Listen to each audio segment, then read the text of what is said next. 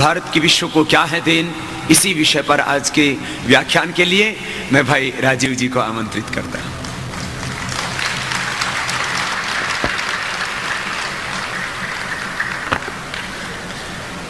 परम पूजनीय स्वामी जी, भारत स्वाभिमान और पतंजलि योग समिति के सभी सम्माननीय बहनों भाइयों,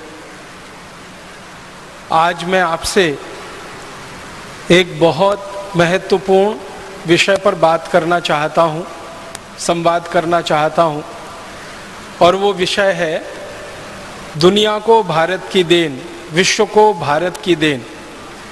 भारत ने अब तक दुनिया को क्या क्या दिया है, भारत के द्वारा दुनिया में क्या क्या आया है, ज्ञान के स्तर पर हमने दुनिया को क्या दिया है, नीतियों के स्तर पर हमने दुनिया को क्या दिया है, व्यवस्थाओं के स्तर पर हमने दुनिया को क्या दिया है। ऐसे कुछ विषयों पर मैं आज आपसे बात करूंगा। बहुत सारी रोचक जानकारियां आपके सामने प्रस्तुत करने की कोशिश करूंगा।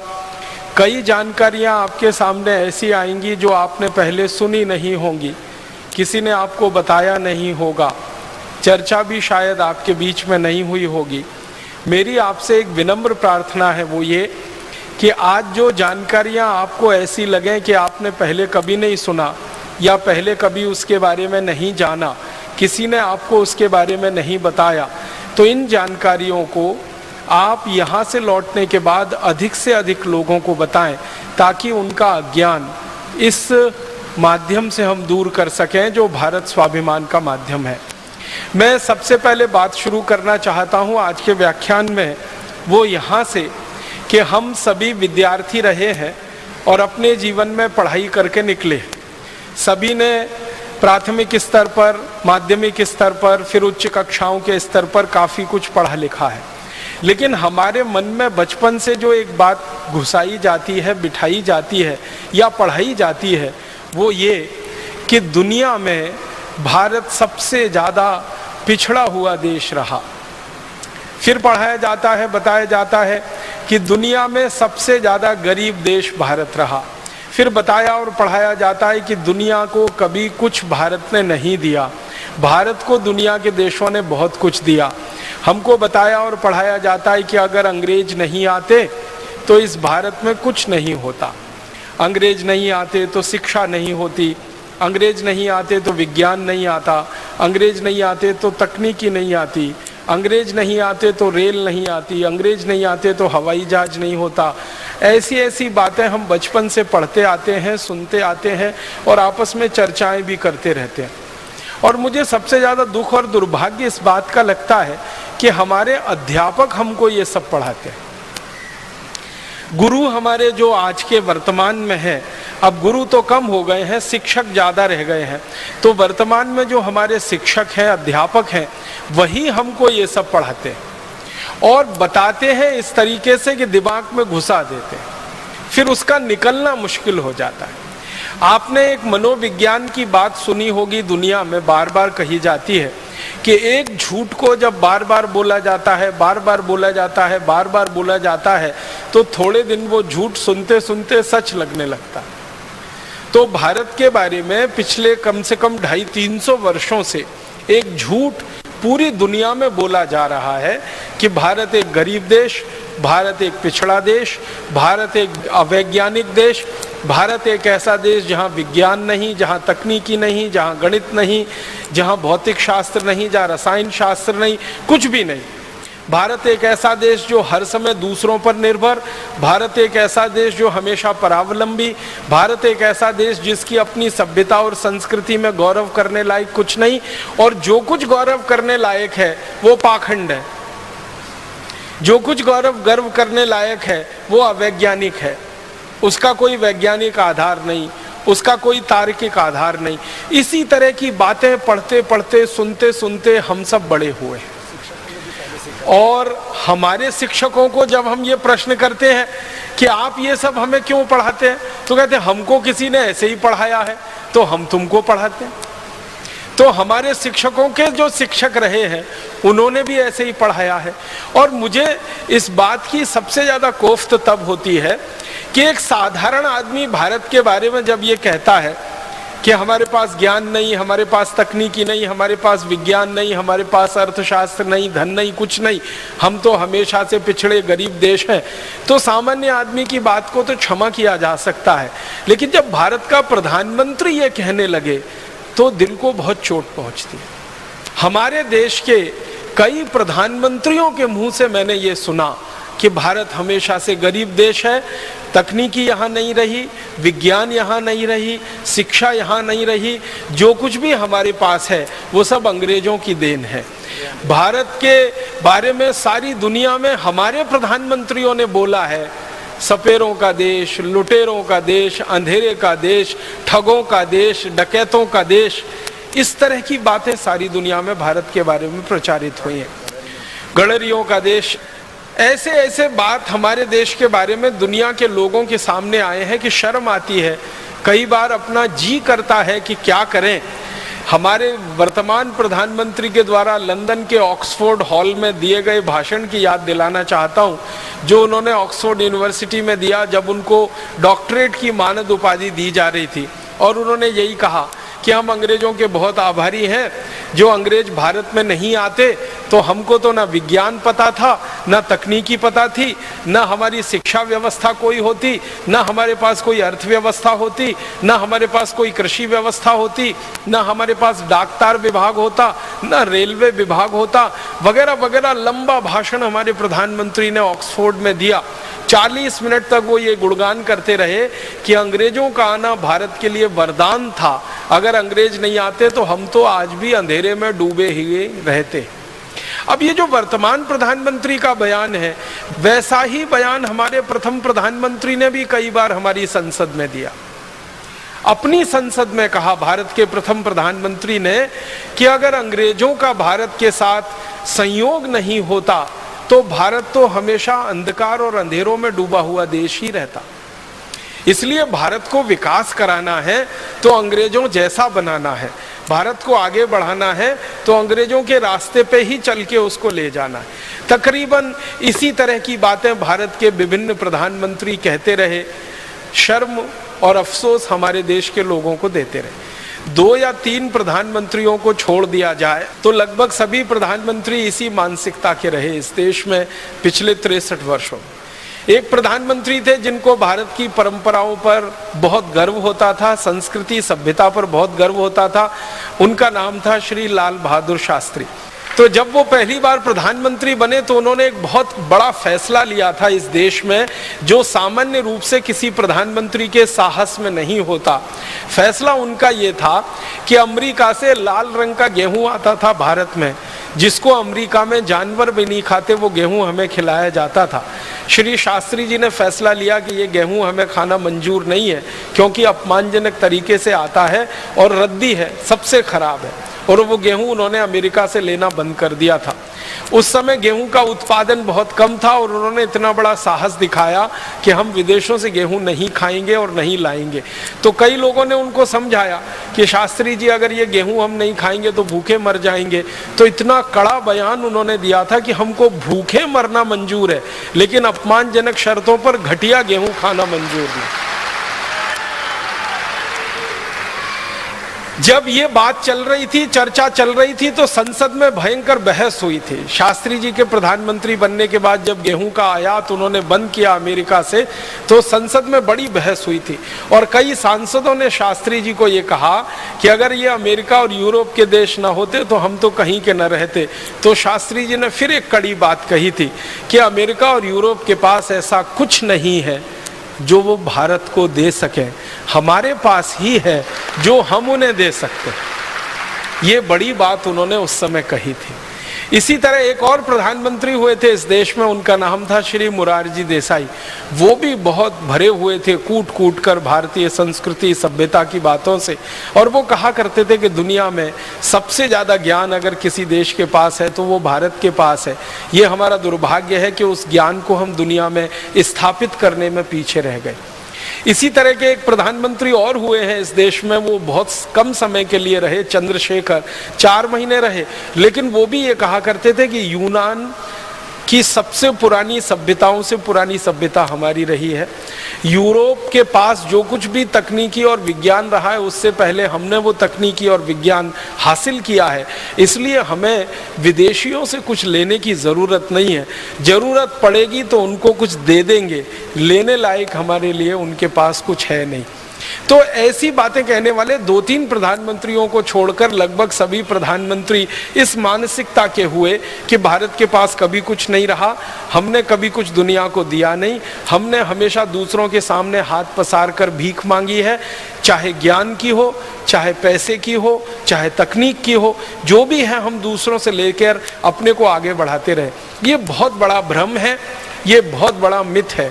ये भ्रम जितनी जल्दी टूटे इस देश का, उतना ही देश के लिए बेहतर है। इस दृष्टि से मैं आज आपके सामने कुछ ऐसे तथ्य प्रस्तुत करना चाहता हूँ जो हमारे इस भ्रम को पूरी तरह से तोड़ देंगे, और आज के बाद हम में गर्व होगा ये कहते हुए कि भारत के पास ही सब कुछ है, वो ज्ञान के स्तर पर हो, व्यवस्था के स्तर पर हो, नीतियों के स्तर पर हो, किसी भी स्तर पर हो। मैं शुरुआत करता हूँ, भारत ने दुनिया को क्या दिया। सबसे पहली जो बात हम दुनिया के सामने कह सकते हैं बड़े गर्व से, गौरव से, और सारी दुनिया ने अभी उसको स्वीकार करना भी शुरू कर दिया है पिछले 10-12 वर्षों से। खासकर जब से कंप्यूटर आया तब से दुनिया ने कुछ वास्तविकताओं को स्वीकार कर लिया। उनमें से एक वास्तविकता को जो दुनिया ने स्वीकार किया है वो ये कि सबसे पहली भाषा और सबसे पहली लिपि दुनिया को दी है तो वो भारत ने दी है। लिपि आप समझते हैं, जिसमें भाषा लिखी जाती है, और भाषा तो आप जानते हैं। तो दुनिया की सबसे पहली भाषा और सबसे पहली लिपि जिसको लिखकर हम व्यक्त कर सकते हैं वो भारत ने ही दुनिया को दी है। भाषा हमारी जो सबसे पहली दुनिया में गई है वो संस्कृत है, और लिपि जो हमारी दुनिया में सबसे पहली गई है वो देवनागरी है। लेकिन भारत में कई ऐसे इतिहासकार हुए हैं जिनका ये कहना है कि देवनागरी लिपि से भी पहले एक लिपि हमने दुनिया को दी है जो आज लुप्त हो गई है हमारी लापरवाही के कारण, और वो लिपि ब्राह्मी लिपि रही है। ब्राह्मी लिपि के बारे में सारी दुनिया के वैज्ञानिकों ने एक बात जो स्वीकार की है वो ये है कि ब्राह्मी लिपि उतनी ही पुरानी है जितना पुराना भारत है। और भारत के पुराने होने के बारे में परम पूजनीय स्वामी जी के मुंह से अभी आपने सुना, 1 अरब 96 करोड़ माने लगभग 2 अरब साल पहले का ये पूरा हमारा ब्रह्मांड है, प्रकृति है जिसमें भारत बसता है। लगभग उतनी ही पुरानी ब्राह्मी लिपि मानी जाती है। अब समस्या उत्पन्न ये हो गई है कि इतनी पुरानी ब्राह्मी लिपि को पढ़ने वाले और समझने वाले वैज्ञानिकों की संख्या अभी नहीं है। बहुत थोड़े वैज्ञानिक रहे हैं जो लिपि वैज्ञानिक माने जाते हैं, जो वो भाषा को पढ़कर उसका अर्थ समझा सकते हैं।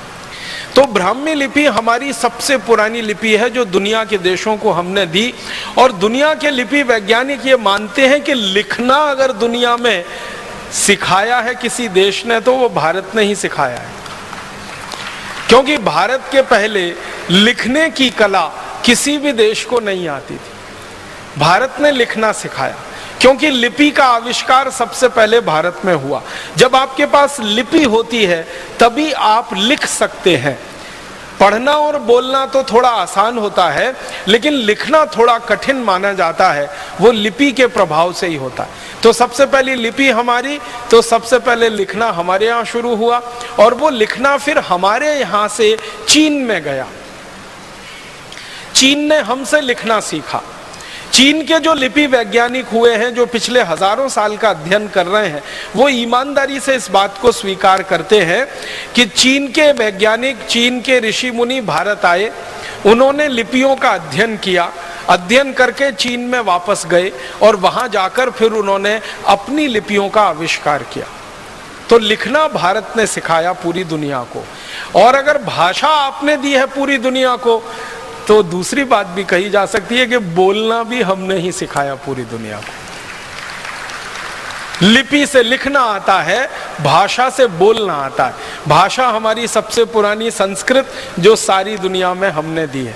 दुनिया की जो विशिष्ट भाषाएं मानी जाती हैं अंग्रेजी को छोड़कर, जैसे जर्मन है, जैसे फ्रेंच है, जैसे डच है, जैसे इटालियन है, जैसे पोर्चुगीज है, जैसे स्पेनिश है, जैसे रशियन है, जैसे डेनिश है, दुनिया में विशिष्ट भाषाओं में ये मानी जाती है। अंग्रेजी को छोड़कर, अंग्रेजी विशिष्ट भाषाओं में नहीं मानी जाती, अंग्रेजी सामान्य भाषाओं में गिनती होती है, क्योंकि अंग्रेजी दूसरों की नकल है और जो दूसरी भाषाएं हैं वो मूल भाषाएं मानी जाती हैं। तो जो मूल भाषाएं मानी जाती हैं पूरी दुनिया में, जर्मन हो, फ्रेंच हो, डच हो, इटालियन हो, रशियन हो, फिर स्पेनिश हो, पोर्चुगीज हो, ये सभी मूल भाषाओं के मूल वैज्ञानिक जो अध्ययन करते रहते हैं वो ये कहते हैं कि हमारी सभी भाषाएं संस्कृत से निकली। जर्मनी में तो ये बात बिल्कुल गहराई तक स्वीकार की जा चुकी है कि जर्मन भाषा संस्कृत की देन है और जर्मनी के लोग अपने आप को बड़े गर्व से ये कहते हैं कि हम आर्य हैं, माने हम भारतवासियों के ही जैसे हैं, हमारे वंशज भारतवासी रहे हैं। जर्मनी की जो हवाई जहाज की सेवा है ना, उनकी सबसे बड़ी हवाई सेवा, उसका नाम है लुफ्थहांसा। जब लुफ्थहांसा के बारे में किसी जर्मन को मैंने पूछा कि ये लुफ्थहांसा क्या शब्द है, जर्मनी का शब्द है, जर्मन का शब्द है, वो वैज्ञानिक मुझे हैरानी से देखने लगा, कहने लगा ये जर्मन का शब्द नहीं है, ये संस्कृत का शब्द है। मैं पूछा क्या है, तो उसने कहा लुप्तहंस, उसमें से बना लिया लुप्तहंसा। लुप्त माने खत्म हो गए, विलीन हो गए, और हंस जानते हैं एक बहुत विशेष किस्म का पक्षी जो आज दुनिया में हमें दिखाई नहीं देता। एक जमाने में सबसे ज्यादा ये हंस भारत में ही हुआ करते थे, तो उन्होंने कहा भारत के संस्कृत में से हमने ये निकाला है लुप्त हंसा। हंस जो लुप्त हो गए उनके नाम पर हमारी पूरी एयरलाइन चलती है जिसको लुफ्थहांसा कहते हैं। पहली बार मुझे पता चला कि जर्मनी की सरकार का संस्कृत के प्रति इतना प्रेम है कि उन्होंने अपनी एयरलाइंस का नाम ही भारत के शब्दों से बना लिया। और आज जर्मनी में शिक्षा में, विश्वविद्यालय के स्तर की शिक्षा में संस्कृत की पढ़ाई पर और संस्कृत के शास्त्रों की पढ़ाई पर सबसे ज्यादा पैसा खर्च हो रहा है। और जर्मनी दुनिया का भारत के बाहर का पहला देश है जिसने अपनी एक यूनिवर्सिटी, एक विश्वविद्यालय संस्कृत साहित्य के लिए समर्पित किया हुआ है। और जर्मनी दुनिया का वो पहला देश है जिसने भारत के बाहर भारत की विद्या को सीखने और सिखाने की परंपरा शुरू की है। हमारे जो महर्षि चरक हुए, जिन्होंने चिकित्सा व्यवस्था का सबसे पहला सिद्धांत और सारी विद्याएं दुनिया को सिखाई, चरक, उनके नाम पर जर्मनी की सरकार ने विभाग बनाया है, उसका नाम ही है चरकोलॉजी। चरक ऋषि के नाम पर चरक लिया और लॉजी उसमें उन्होंने लगा दिया अंग्रेजी का, तो चरकोलॉजी विभाग उनका है, माने चिकित्सा विभाग। जर्मनी की सरकार सबसे ज्यादा भारतीय विद्याओं की जो खोज है उस पर खर्चा कर रही है। अंग्रेजी में उसको हम कहते हैं इंडोलॉजी। इंडोलॉजी का माने होता है भारतीय विद्याएं। तो भारतीय विद्याओं पर भारत के बाहर सबसे ज्यादा शोध अगर हो रही है तो जर्मनी में। और जर्मन वैज्ञानिकों से जब हम पूछते हैं कि ये सब आप क्यों कर रहे हैं, तो कहते हैं वो संस्कृत का कारण है, क्योंकि संस्कृत सबसे पुरानी भाषा है, सबसे पहली भाषा है, इसलिए सबसे पुराना और सबसे पहला ज्ञान भी इसी में है, और वो ज्ञान हमें सीखना है ताकि हम हमारे देश को आगे बढ़ा सकें। तो सबसे पहली भाषा और सबसे पहली लिपि हमने दुनिया को दी। अब संस्कृत के बारे में 2-3 महत्व की बातें जो सारी दुनिया के वैज्ञानिक कहते हैं वो मैं आपसे शेयर करना चाहता हूँ। संस्कृत के बारे में सबसे अच्छी बात जो आज कही जा रही है वो ये कि कंप्यूटर को चलाने के लिए जिस भाषा का सबसे अच्छा उपयोग हो सकता है वो यही भाषा है संस्कृत। कंप्यूटर चलाने के लिए आप जानते हैं कुछ सिद्धांत तय किए जाते हैं, उनको अंग्रेजी में एल्गोरिदम्स कहते हैं।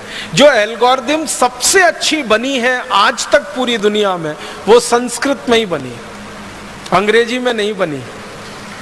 आपको सुनकर हैरानी होगी, दुनिया में कंप्यूटर चलाने वाली सबसे अच्छी algorithm best in the world, पूरी दुनिया में सबसे अच्छी एल्गोरिदम वो संस्कृत में तैयार हुई है। और थोड़े दिन में संस्कृत की वो एल्गोरिदम सारी दुनिया पे छा जाने वाली है। सब वैज्ञानिक इस बात को स्वीकार कर रहे हैं। कारण जानते हैं क्या?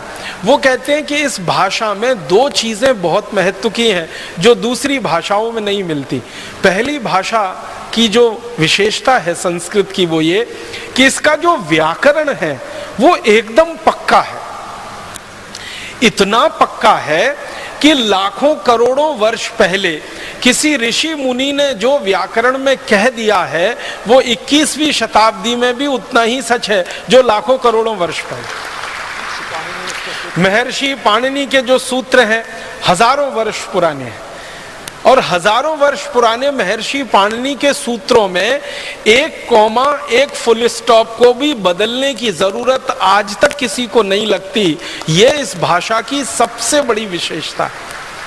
दुनिया की बाकी सभी भाषाओं में बदलाव होते हैं, समय के साथ बदलाव होते हैं और व्याकरण काफी कुछ बदलता रहता है, लेकिन संस्कृत दुनिया की अकेली और एकदम विशिष्ट भाषा है जिसका व्याकरण महर्षि पाणिनि से लेकर आज 21वीं शताब्दी तक एकदम पक्का है और शायद अगले लाखों करोड़ों वर्ष तक उतना ही पक्का रहेगा, जिसमें कोई भूल चूक होने की दूर दूर तक संभावना नहीं। ये भाषा की सबसे बड़ी विशेषता होती है। और इसलिए फ्रांसीसियों ने अपनी जो भाषा बनाई फ्रेंच, उसको संस्कृत का आधार दिया। जर्मन लोगों ने जो अपनी भाषा बनाई जर्मन, उसको संस्कृत का आधार दिया। आप कभी फ्रेंच भाषा को या जर्मन भाषा को पढ़ने की कोशिश करेंगे तो वो बिल्कुल वैसी की वैसी है जैसे संस्कृत होती है। संस्कृत में धातु रूप होते हैं, शब्द रूप होते हैं, फ्रेंच में भी ऐसे ही होता है। और मैंने गिनना शुरू किया तो फ्रेंच, जर्मन, डेनिश और बहुत सारी भाषाओं की गिनती करते करते 56 ऐसी भाषाएं हैं जिनके शब्द रूप, धातु रूप लगभग संस्कृत जैसे हैं। बहुत मामूली सा अंतर है उनमें। और वो मामूली सा अंतर भी क्यों रखा गया?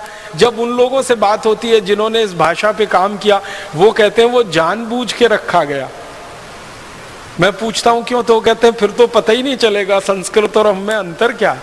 तो हमने जानबूझ के कुछ अंतर छोड़ रखा है, शायद वो अंतर भी थोड़े दिन में खत्म हो सकता है। दूसरी सबसे बड़ी बात है जो सारी दुनिया के वैज्ञानिक अब स्वीकार करते हैं कि भारत की अकेली विशिष्ट भाषा संस्कृत है जिसके पास शब्दों का सबसे बड़ा भंडार है। इतना बड़ा शब्द भंडार किसी भाषा में नहीं है जो संस्कृत भाषा के पास है। दुनिया की सबसे ज्यादा बोली जाने वाली भाषा जिसको हम अंग्रेजी कहते हैं या रशियन कहते हैं या जर्मन कहते हैं या फ्रेंच कहते हैं या डच, पोर्चुगीज, स्पेनिश कहते हैं, जिनको कहा जाता है या चाइनीज कहते हैं, इन सब भाषाओं से हजारों गुना ज्यादा शब्द संस्कृत में। महर्षि पाणिनि ने संस्कृत का ग्रामर जब तय किया, उस समय से लेकर और आज तक अगर संस्कृत के इस्तेमाल किए गए शब्दों की गणना की जाए कि कितने संस्कृत शब्द भाषा के स्तर पर इस्तेमाल हुए हैं और लोगों के बीच में वो आए हैं, शास्त्र के माध्यम से, साहित्य के माध्यम से, बोलचाल के माध्यम से, तो संस्कृत भाषा में अब तक जिन शब्दों का इस्तेमाल हो चुका है और भविष्य में और होगा, 102 अरब 78 करोड़ 50 लाख शब्दों का इस्तेमाल अब तक संस्कृत भाषा में हो चुका है। 102 अरब 78 करोड़ 50 लाख इतने शब्दों का इस्तेमाल महर्षि पाणिनि के समय से लेकर और अभी तक हो चुका है।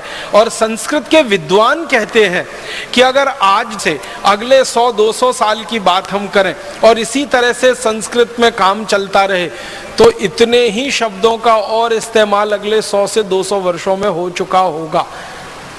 जब संस्कृत कंप्यूटर की भाषा हो जाएगी थोड़े दिन में, क्योंकि दुनिया की सबसे अच्छी एल्गोरिदम संस्कृत में तैयार हुई है और सामान्य कंप्यूटर की भाषा में संस्कृत आने लगेगी, तो वैज्ञानिकों का कहना है कि 102 अरब 78 करोड़ 50 लाख जो शब्द अब तक इस्तेमाल हुए हैं, इतने ही शब्द और इस्तेमाल हो चुके होंगे अगले 100 से 150-200 वर्षों में।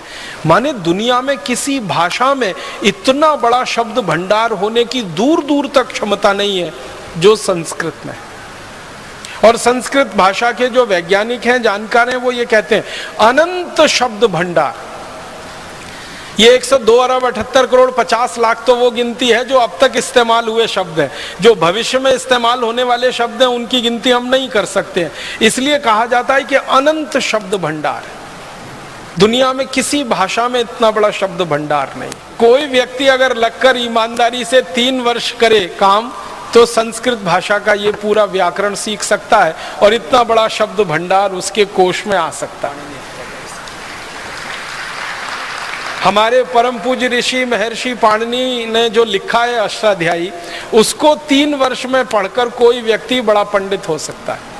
मैं और एक गहरी तीसरी बात कहना चाहता हूं संस्कृत के बारे में, जो दुनिया के सारे वैज्ञानिक कहते हैं, वो ये कि सबसे बड़ी बात सबसे कम शब्दों में कहने की क्षमता अगर दुनिया की किसी भाषा में है तो वो संस्कृत में। सबसे बड़ी बात, एक वाक्य हो सकता है बहुत बड़ा। अगर हम पेज के लाइन के हिसाब से देखें तो बहुत सारे वाक्य ऐसे हो सकते हैं जो 1/4 पेज के हों, 1/3 पेज के हों, आधे पेज के हों। संस्कृत की ताकत इतनी बड़ी है कि उनको सबसे कम शब्दों में कह सकती है और पूरी बात उसमें आ सकती है, एक बात भी उसमें छूटे बिना। तो ये तीसरी सबसे बड़ी बात जो इस भाषा में है कि बड़े से बड़ी बातों को सूत्र रूप में, संक्षेप रूप में कह देने की ताकत इस भाषा में है, जो दूसरी भाषाओं में बहुत कम मिलती है। और ऐसे गुणगान अगर मैं करता रहूं तो पूरा व्याख्यान ही संस्कृत भाषा पे हो जाएगा। इसलिए मैंने संकेत के रूप में आपसे कहा कि दुनिया को सबसे पहली भाषा और सबसे पहली लिपि हमने दी तो संस्कृत भाषा के रूप में दी और ब्राह्मी लिपि के रूप में दी, और बाद में देवनागरी लिपि सारी दुनिया में स्थापित हुई। बहुत सारे वैज्ञानिक इस बात के लिए आजकल चर्चाएं कर रहे हैं सारी दुनिया की भाषाओं का झगड़ा मिटा दें। आपको मालूम है भाषाओं के आधार पे बहुत झगड़े होते हैं दुनिया में। ये देश उससे लड़ रहा है, वो उससे लड़ रहा है। भारत में भी झगड़े हो रहे हैं कि ये इलाका हमारा है, वो इलाका इनका है, वो भाषा के आधार पर। और प्रांतों की रचना भी हमारे देश में भाषावार आधार पर हो गई है और वो सबसे बड़ी गलती हो गई। तो भाषा के आधार पर दुनिया में बहुत झगड़े हैं, लेकिन कई वैज्ञानिक मुझे ये कहते रहते हैं कि सारे झगड़े मिट सकते हैं अगर सब भाषाओं की लिपि देवनागरी हो जाए तो सारी दुनिया की भाषाओं के झगड़े मिट सकते हैं। हमारी भारत में कन्नड़ है, तमिल है, तेलुगु है, मलयालम है, उड़िया है, बांग्ला है, आसामी है, मराठी है, गुजराती है, और दुनिया में फ्रेंच है, जर्मन है, डच है, फिर स्पेनिश है, फिर पोर्चुगीज है।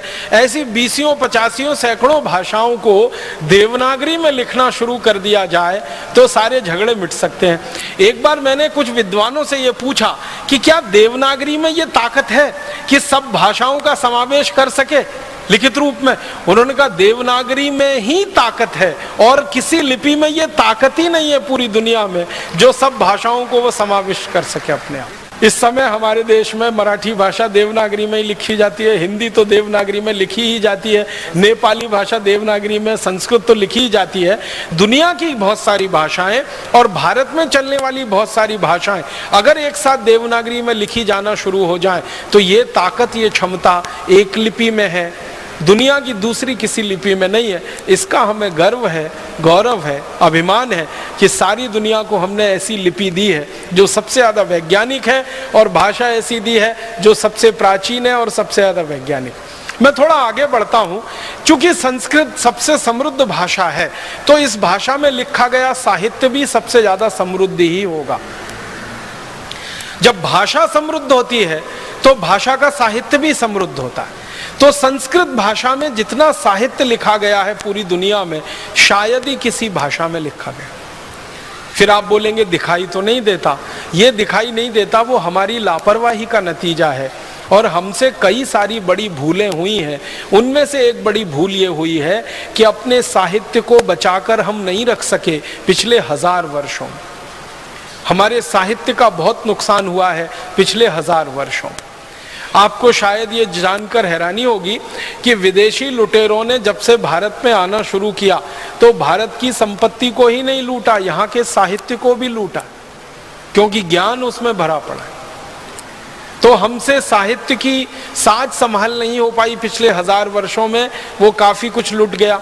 और कई विदेशी आक्रांता तो ऐसे आए जिन्होंने हमारे साहित्य को जला दिया। आपने सुना है तक्षशिला की कहानी? भारत की सबसे बड़ी पुस्तकालय की कितनी दुर्अवस्था हुई थी कि उसको जला दिया गया था। और तक्षशिला की पुस्तकों को जला देने के बाद की कहानी ये है कि 6 महीने तक विदेशी आक्रांताओं ने उन किताबों के पन्नों को जला जलाकर अपना पानी गर्म किया था।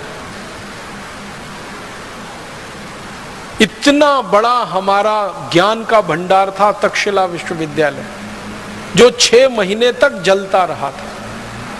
6 महीने तक जलता रहे। कल्पना करिए लाखों करोड़ों पेज रहे होंगे जो 6 महीने तक जले होंगे। तो कई विदेशी आक्रांता और लुटेरे ऐसे आए कि उन्होंने हमारा साहित्य नष्ट किया। कई विदेशी आक्रांता और लुटेरे ऐसे आए जिन्होंने हमारा साहित्य लूट लिया। और कई आक्रांता और विदेशी ऐसे आए जिन्होंने हमारे साहित्य में तोड़ मरोड़ करके उसको ऐसा प्रस्तुत कर दिया कि वो हमको सबसे ज्यादा खराब दिखता है। जैसे वेदों की बात करें, हमारे जो मूल वेद है ना, वो भारत में अभी हम ढूंढने निकले तो मुश्किल से मिलते हैं। जब भी कहीं भारत में वेद की कोई प्रतिलिपि मिलती है और उसके बारे में छानबीन की जाती है तो पता चला वो मैक्स मूलर रचित है। और मैक्स मूलर एक ऐसा व्यक्ति था जो भारत के बारे में जानना तो चाहता था लेकिन आया कभी नहीं इस देश में।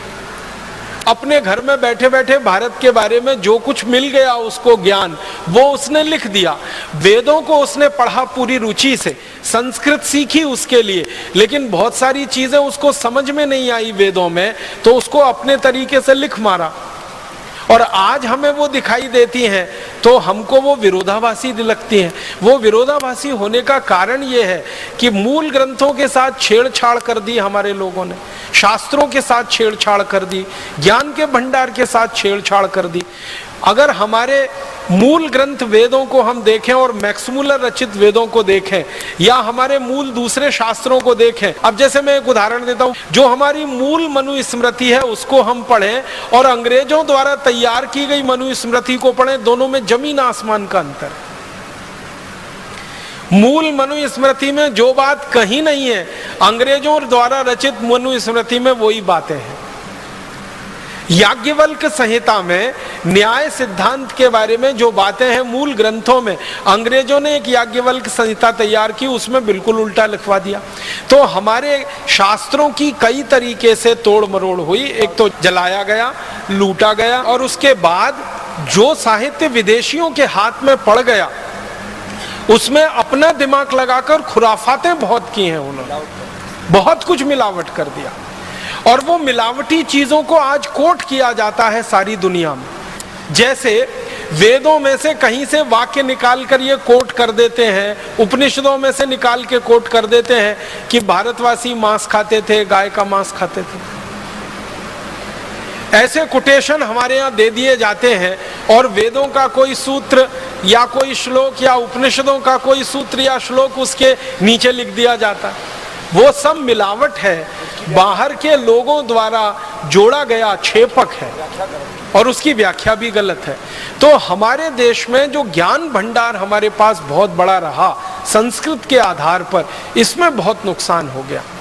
ज्ञान हमारे यहाँ दुनिया में सबसे ज्यादा रहा है क्योंकि भारत जो नाम है ना, वो एक रूप में ज्ञान का ही हिस्सा है। भा माने होता है ज्ञान और रथ माने होता है लगा हुआ। ज्ञान में रथ, ज्ञान में लगा हुआ देश ही है भारत। तो हमसे ज्यादा ज्ञान शायद ही किसी के पास होगा, लेकिन वो ज्ञान में पिछले 1000-1500 वर्षों में बहुत कमी आई। या तो वो लुटा, या तो विदेशियों द्वारा जलाया गया, या तो उसमें उन्होंने अपने छेपक जोड़ दिए, मिलावट कर दी और वो हमारे सामने प्रस्तुत हो गया। ये आज हम सब भारतवासियों के लिए बहुत बड़ी चुनौती का काम है, बहुत बड़े शोध का काम है कि जो हमारे मूल शास्त्र रहे हैं, मूल हमारे ग्रंथ रहे हैं और जो मूल ज्ञान की बातें रही हैं, उनको पुनर्खोज करके देश के सामने प्रस्तुत किया जाए ताकि ये जो मिलावट वाला हिस्सा है ये दूर हो सके और हमको शुद्ध ज्ञान मिल सके। चेले और चेलियां तो हमारे दादा दादी ही थे, नाना नानी थे, वो ऐसे ही दाल पकाते थे। अब उस दाल को पकने में थोड़ा समय लगता था, तो दाल को पकने में तो समय लगना ही चाहिए, क्योंकि आज का जो भौतिक विज्ञान कह रहा है ना, हजारों साल हमारे ऋषि मुनि वो कह गए। हमारे ऋषि मुनियों ने ये कहा, महर्षि भारद्वाज का एक सूत्र है, वो ये कहते हैं कि जो वस्तु खेत में जितनी देर में पकती है वो भोजन में भी उतनी देर में ही पकेगी। अब ध्यान दीजिएगा, दाल खेत में सबसे ज्यादा देर में पकती है। आपको मालूम है अरहर की दाल पकने में तो 6 महीना लग जाता है, कोई कोई दालें पकने में 8 महीना लग जाता है। तो खेत में जो दालें देर में पकती हैं, घरों में भी वो देर में पकेंगी, ये महर्षि भारद्वाज कह गए हजारों साल पहले। यूरोप के वैज्ञानिक अब उसको स्वीकार कर रहे हैं कि हाँ, बात तो ये सही है, दाल तो देर में पके तभी पौष्टिकता दे सकती है, और पौष्टिकता के साथ साथ स्वाद भी वो तभी देती है जब धीमी धीमी धीमी धीमी आंच पर पके। हमने वो जल्दी के चक्कर में कुकर लेके 10 मिनट में दाल पक जानी चाहिए उसको खाना शुरू किया है, और ये जोड़ों का दर्द फोकट में अपने शरीर में लेना शुरू कर दिया। डायबिटीज ले ली है, अर्थराइटिस ले लिया है, माने हमें पोषकता मिल नहीं रही है खाने की, क्योंकि महर्षि भागवत के सूत्र का पालन ही नहीं कर रहे हैं हम। तो वो कहते हैं कि खाने बनाते समय पवन का स्पर्श, सूर्य का प्रकाश बहुत जरूरी है। यूरोप के वैज्ञानिक अब पहुंचे। मैंने ये बात थोड़ी विस्तार से इसलिए कही कि ऐसे सैकड़ों हजारों सूत्र हैं जिनको यूरोप के वैज्ञानिक अब सिद्ध कर पा रहे हैं, और हमारे ऋषि मुनि हजारों साल पहले के। एक और सूत्र याद आता है तो आपको बताता हूं। हमारे ये जो ऋषि मुनियों के शास्त्र है ना, ग्रंथ है, भागवत जी का है अष्टांग हृदयम, अष्टांग संग्रहम, या कोई दूसरा ग्रंथ पढ़ेंगे तो उसमें एक अभ्यास होता, अध्याय होता स्वस्थ व्रत। उसमें एक सूत्र है उषा पान का, सुबह सुबह उठ के पानी पीने का। परम पूजनीय स्वामी जी भी आपको बताते रहे। इस पर जापान में सबसे ज्यादा रिसर्च हुई है, आप हैरान हो जाएंगे। जापानियों ने अरबों डॉलर इस पे बहा दिया। एक सूत्र पर शोध करा है पिछले 40 साल, सवेरे उठकर पानी पीना। हमारे ऋषि मुनि हजारों साल पहले फोकट में बता गए सवेरे उठ के पानी पियो, और हम पीते भी रहे और उसके फायदे हमको होते रहे। अब वो फायदे हमको हजारों साल पहले मालूम है। सुबह उठकर पानी पियो तो 2 बड़े लाभ हैं। सबसे पहला लाभ है कि रात भर को मुंह की लार जो जमा हो गई वो अंदर गई, जो बहुत ज्यादा एल्केलाइन होती है। आप जानते हैं ये लार जो है ना क्षारीय होती है, और सुबह सुबह पेट में सबसे ज्यादा अम्ल तैयार होता है, तो सुबह की लार पेट में जानी ही चाहिए ताकि अम्ल को वो न्यूट्रलाइज करे। अम्ल और क्षार दोनों मिले तो एक दूसरे को न्यूट्रलाइज करते हैं। तो सुबह उठते ही पानी पी लिया, लार अंदर चली गई, अम्ल को उसने शांत कर दिया। और जिनके पेट का अम्ल शांत है उनके रक्त में अम्ल नहीं बढ़ेगा, और जिनके रक्त में अम्ल नहीं बढ़ेगा उनको सैकड़ों बीमारियां होने की दूर दूर तक संभावना नहीं। हजारों वर्ष पहले हमारे ऋषियों ने समझाया। दूसरा फायदा ये कि सुबह उठते ही पानी पी लिया, वो पानी बड़ी आंत में पहुंच गया, बड़ी आंत की उसने सफाई की, और आप संडास घर में घुसे, टॉयलेट में घुसे, और 2-3 मिनट में फ्रेश होके बाहर आ गए। हमारे ऋषि मुनि कहते हैं कि जो लोग सबसे ज्यादा स्वस्थ होते हैं उनको संडास घर में सबसे कम समय लगना चाहिए। सबसे ज्यादा स्वस्थ होने की एक ही निशानी है कि टॉयलेट में आप कितनी जल्दी बाहर निकलते हैं। जो आधा पौना घंटा, घंटा भर बैठ लिए तो आप सबसे ज्यादा बीमार आदमी है। 2-3-4 मिनट में गए और बाहर आ गए तो आप बहुत स्वस्थ आदमी है। तो ये स्वस्थ होने के लिए सुबह का पानी कितनी मदद करता है, ये 2 बातें हमारे ऋषि मुनि हजारों साल पहले कह के चले गए। अब जापानियों ने 40 साल इस पे रिसर्च किया और अरबों डॉलर फूंक दिए। अब वो 2 ही बातें वो भी कह रहे हैं, यही बातें कह रहे हैं जो हमारे ऋषियों ने हजारों साल पहले कह दी। इसी तरह से एक हमारे यहाँ पानी का नियम बताया गया, पानी बैठ के पियो, कभी भी खड़े होके मत पियो, पानी घूट घूट पियो, हमेशा सिप सिप करके पियो, ठंडा पानी कभी मत पियो। ये छोटे छोटे सूत्र हैं स्वस्थ व्रत के।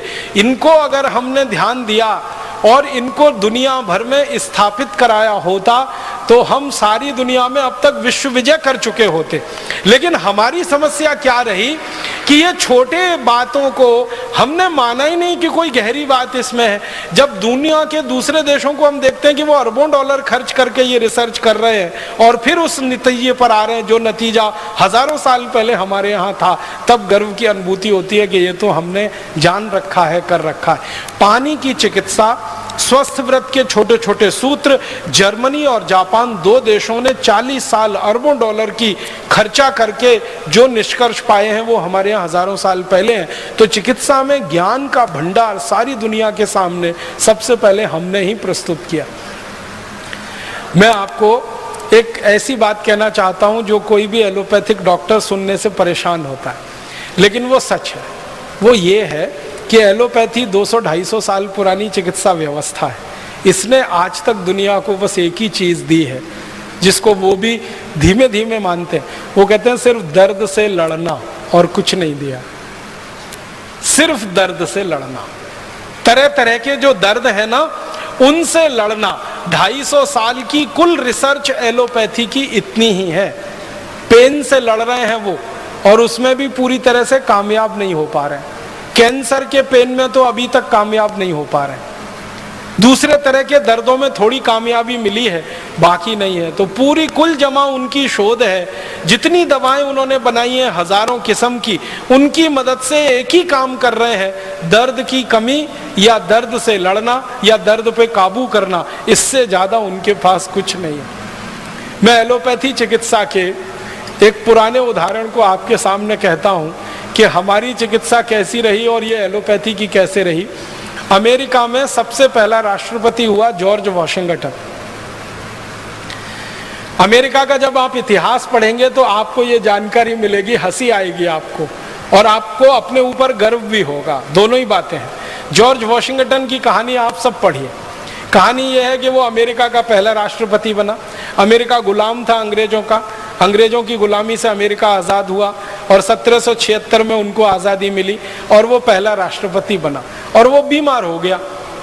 बीमारी आती है, यूरोप और अमेरिका में तो ज़्यादा ही बीमारी आती रही है, क्योंकि ठंड वाला इलाका है, सूरज का धूप है नहीं, सूरज का प्रकाश पर्याप्त है नहीं, इसलिए वायरल इन्फेक्शन सबसे ज़्यादा उन्हीं देशों में होते हैं। और इसलिए एंटी वायरल जितनी भी मेडिसिन है सबसे ज़्यादा उन्होंने खोजी है। बैक्टीरियल इन्फेक्शन भी बहुत होते हैं, क्योंकि धूप नहीं है, सूरज का प्रकाश नहीं है, तो एंटी बैक्टीरियल ड्रग्स भी सबसे ज़्यादा उन्होंने ही बनाए। तो जिस देश में सबसे पहले एलोपैथी आई और या एलोपैथी सारी दुनिया में फैली, अमेरिका देश, उस अमेरिका के राष्ट्रपति को बुखार आ गया। जॉर्ज वॉशिंगटन बुखार में बीमार हो गया। अब बीमार हो गया तो उनके सारे चिकित्सक देश भर के और दुनिया भर के इकट्ठे होकर विचार करें कि इनका बुखार कैसे खत्म किया जाए। और जॉर्ज वॉशिंगटन का वो बुखार कम नहीं कर पाए। बुखार बढ़ता ही जाए, बढ़ता ही जाए, बढ़ता ही जाए, कम ना हो, कम ना हो। तो अंत में ये सब एलोपैथी के बड़े बड़े डॉक्टरों ने आपस में मिलकर एक फैसला किया, इसमें आप हंसना नहीं, गंभीरता से इसको लेना, कि जॉर्ज वॉशिंगटन के शरीर में खराब खून घुस गया है, इसको निकाला जाए तभी बुखार ठीक होगा। तो पता है उन महान भावों ने क्या किया? अमेरिका के राष्ट्रपति के हाथ पर बांध दिए, पलंग से हाथ बांध दिया, दोनों पांव बांध दिए, रस्सी से कस के बांध दिए। और वो राष्ट्रपति चिल्ला रहा है कि ये क्या चिकित्सा कर रहे हो? तो कह रहे यही एलोपैथी की चिकित्सा है, थोड़ा धीरज रखिए, थोड़ा धैर्य रखिए, हम आपको ठीक कर रहे हैं। इन्होंने क्या किया? महान महान डॉक्टरों ने उनकी नसें काट दी, हाथ की, दोनों हाथ की नसें काट, ब्लेड लिया और काट दिया। और बेचारा राष्ट्रपति दर्द से तड़प रहा है, चिल्ला रहा है, और उसके दोनों हाथों की नसें काट दी। और तर्क क्या है कि ये खराब खून घुस गया है, ये निकालना है। तो खराब के साथ अच्छा खून भी रात भर निकलता रहा और सवेरे जॉर्ज वॉशिंगटन मर गया। ये है एलोपैथी चिकित्सा। और ये कहानी ज्यादा पुरानी नहीं है, 1776 के आसपास की है। जिस समय एलोपैथी चिकित्सा में बुखार ठीक करने के लिए नसें और नाड़ियां काटी जाती थी खराब खून निकालने के लिए, उस समय भारत में बड़े से बड़ा बुखार ठीक करने के लिए नीम की गिलोय का काढ़ा पिला के लोगों को ठीक किया जाता। अब आप अंदाजा लगा लीजिए कि हमारे यहाँ खराब से खराब ज्वर खराब से खराब बुखार को तोड़ने के लिए नीम की गिलोय है। ये तो एक है, ऐसी सैकड़ों चीजें अपने पास आयुर्वेद में है, बुखार तोड़क या बुखार नाशक, या जिनको हम एलोपैथी की भाषा में कहें एंटीपायरेटिक। तो एंटीपायरेटिक हमारे पास सैकड़ों चीजें हैं, उनमें से सबसे आसान, हर जगह मिलने वाली, सबसे ज्यादा उत्पादन होने वाली नीम की गिलोय, गुड़वेल के नाम से, गिलोय के नाम से सारा देश जानता है, उसका काढ़ा पिला के हम बड़े सा बड़ा बुखार सवेरे से शाम तक ठीक कर लेते थे। उसी समय में अमेरिका में बुखार ठीक करने के लिए नसें काटी जाती थी, खून निकाला जाता था। ये अंतर है आयुर्वेद और एलोपैथी में, और उसमें से एलोपैथी आगे बढ़ी है और आज सिर्फ वहीं पर आके खड़ी है कि दर्द से लड़ना या दर्द को कम करना, इतने में ही उनको सफलता मिली है। इसके अलावा तो उनके पास कुछ नहीं है सफलता के खाने में। अब हमारे पास एक नहीं हजारों लाखों चीजें हैं दुनिया को बताने के लिए। तो हम एक बड़ी चिकित्सा पद्धति के सारे दुनिया में फैलाने वाले प्रसारक रहे हैं, प्रचारक रहे हैं, और सारी दुनिया ने हमसे सीखा है। यूनानी पद्धति एक विकसित हुई है, दुर्भाग्य से हम उसको मुसलमानों से जुड़ा हुआ मान लेते हैं, उसका मुसलमानों से कुछ लेना देना नहीं है। वो यूनान में विकसित हुई, इसलिए नाम उसका यूनानी पड़ गया। यूनानी पद्धति के जितने शोधक हुए हैं, रिसर्चर्स हुए, वो सब ईमानदारी से कहते हैं कि हमने तो सब आयुर्वेद से सीखा है, संस्कृत में से सीखा है, चरक में से सीखा है, बागभट्ट जी के यहाँ से सीखा है, भाव प्रकाश निघंटू में से सीखा है। ईमानदारी से वो कहते हैं इस बात को। और उनके औषधि बनाने के जो तरीके हैं ना, वो तरीके बिल्कुल वही है, बस थोड़ा अंतर इतना ही है, यूनान की आबो हवा के हिसाब से, यूनान की जलवायु और परिस्थिति के हिसाब से भारत के सूत्रों में थोड़ा उन्होंने फेरबदल किया है, बाकी सब वही है। तो दूसरी दुनिया की सबसे बड़ी चिकित्सा पद्धति यूनानी चिकित्सा, वो आयुर्वेद में से निकली। सबसे मूल चिकित्सा तो आयुर्वेद की है, मूल सर्जरी हमारे यहाँ सुश्रुत की है, और नियम वगैरह जो हम इस्तेमाल कर रहे हैं आज की दुनिया में, वो महर्षि बागभट्ट के अष्टांग हृदयम और अष्टांग संग्रहम के।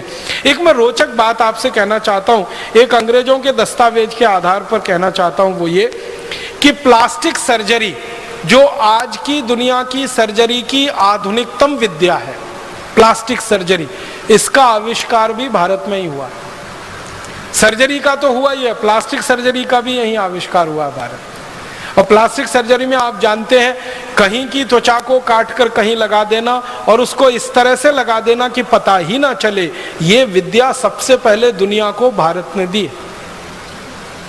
मैं आपको पुराने दस्तावेजों के आधार की एक छोटी सी कहानी सुनाता हूँ। 1780 में दक्षिण भारत का एक महान व्यक्ति, जिसने देश को आज़ाद रखने में बड़ा महत्वपूर्ण योगदान दिया, देश की आज़ादी की रक्षा में, संप्रभुता की रक्षा में उसका पूरा जीवन लगा दिया, उसका नाम हैदर अली।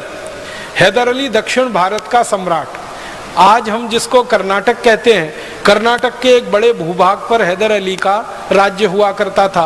1780 से 84 के बीच में अंग्रेजों ने हैदर अली पर हमले किए, कई बार हमले किए। तो एक हमले का जिक्र एक अंग्रेज की डायरी में से निकला, वो मैं सुना रहा हूं आपको। एक अंग्रेज आया, उसका नाम था कर्नल कूट, उसने हैदर अली पे हमला किया, और ये 1780 की घटना है। उस हमले में हैदर अली ने अंग्रेजों को परास्त कर दिया। हैदर अली का ये इतिहास रहा कि जब जब अंग्रेजों ने हैदर अली पर हमला किया, हैदर अली ने हर बार अंग्रेजों को हराया। एक बार भी अंग्रेज कभी उससे जीत नहीं पाए, एक बार भी नहीं जीते। हर बार आते थे, हमला करते थे, हार के चुपचाप चले जाते थे। हैदर अली के ऊपर जब बार बार अंग्रेजों के हमले हुए तो हैदर अली को थोड़ा गुस्सा आ गया। तो ये जो कर्नल कूट आया, हमला किया, हैदर अली ने उसको हरा दिया, और चूंकि उसको थोड़ा गुस्सा था अंग्रेजों से, तो उसने कर्नल कूट की नाक काट दी।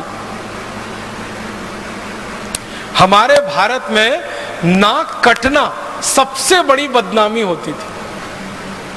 आप जानते हैं, पूरे रामायण की कहानी नाक कटने की कहानी है। जो सूपड़खा की नाक न कटी होती तो रामायण नहीं होती, और नाक कटना सबसे बड़ी बदनामी है। तो हैदर अली ने गर्दन तो नहीं काटी उसकी, कर्नल कूट की, वो चाहता तो गर्दन काट सकता था क्योंकि कर्नल कूट पराजित हुआ था, कर्नल कूट अपनी डायरी में लिखता है कि मैं पराजित हो गया, हैदर अली के सैनिकों ने मुझे बंदी बना लिया और हैदर अली के पास मुझे ले गए। हैदर अली सिंहासन पर बैठा था, मैं उसके नीचे चरणों में बैठा था। वो चाहता तो मेरी एक झटके में गर्दन काट देता, लेकिन उसने गर्दन नहीं काटी, मेरी नाक काट दी और फिर मुझे छोड़ दिया कि जाओ अब कटी हुई नाक लेके जाओ और सबको बताओ कि तुम्हारी नाक क्यों कटी। तो कर्नल कूट लिखता है कि मुझे एक घोड़ा दे दिया उसने भागने के लिए, नाक काट के मेरे हाथ में रख दी और कहा भाग जाओ। तो मैं घोड़े पे बैठ के भागा, भागते भागते भागते भागते एक जगह वो लिखता है मैं बेलगाम में आ गया। बेलगाम आप जानते हैं कर्नाटक का एक जिला। तो बेलगाम में आ गया, तो बेलगाम में एक वैद्य ने मुझे देखा, नाक से खून निकल रहा है, कटी हुई नाक हाथ में है। तो वैद्य ने कहा ये तुम्हारी नाक कहाँ कट गई? तो उसने झूठ बोला और कहा कि पत्थर मार दिया किसी ने। तो वैद्य ने कहा ये पत्थर मारी हुई नाक नहीं है, ये तलवार से काटी हुई नाक है, मैं वैद्य हूँ, मैं चिकित्सक हूँ, मैं जानता हूँ। तो उसने सच बताया कि मेरी नाक काटी गई है। किसने काटी? तुम्हारे राजा ने काटी, हैदर अली ने काटी। क्यों काटी? मैंने युद्ध किया उससे, मैं हार गया, उसने मेरी नाक काटी। तो वो वैद्य कहता है कि अब तुम क्या करोगे? कटी नाक से इंग्लैंड जाओगे, लंदन जाओगे? कहता है जाने की इच्छा तो नहीं है, लेकिन क्या करूं, जाना ही पड़ेगा।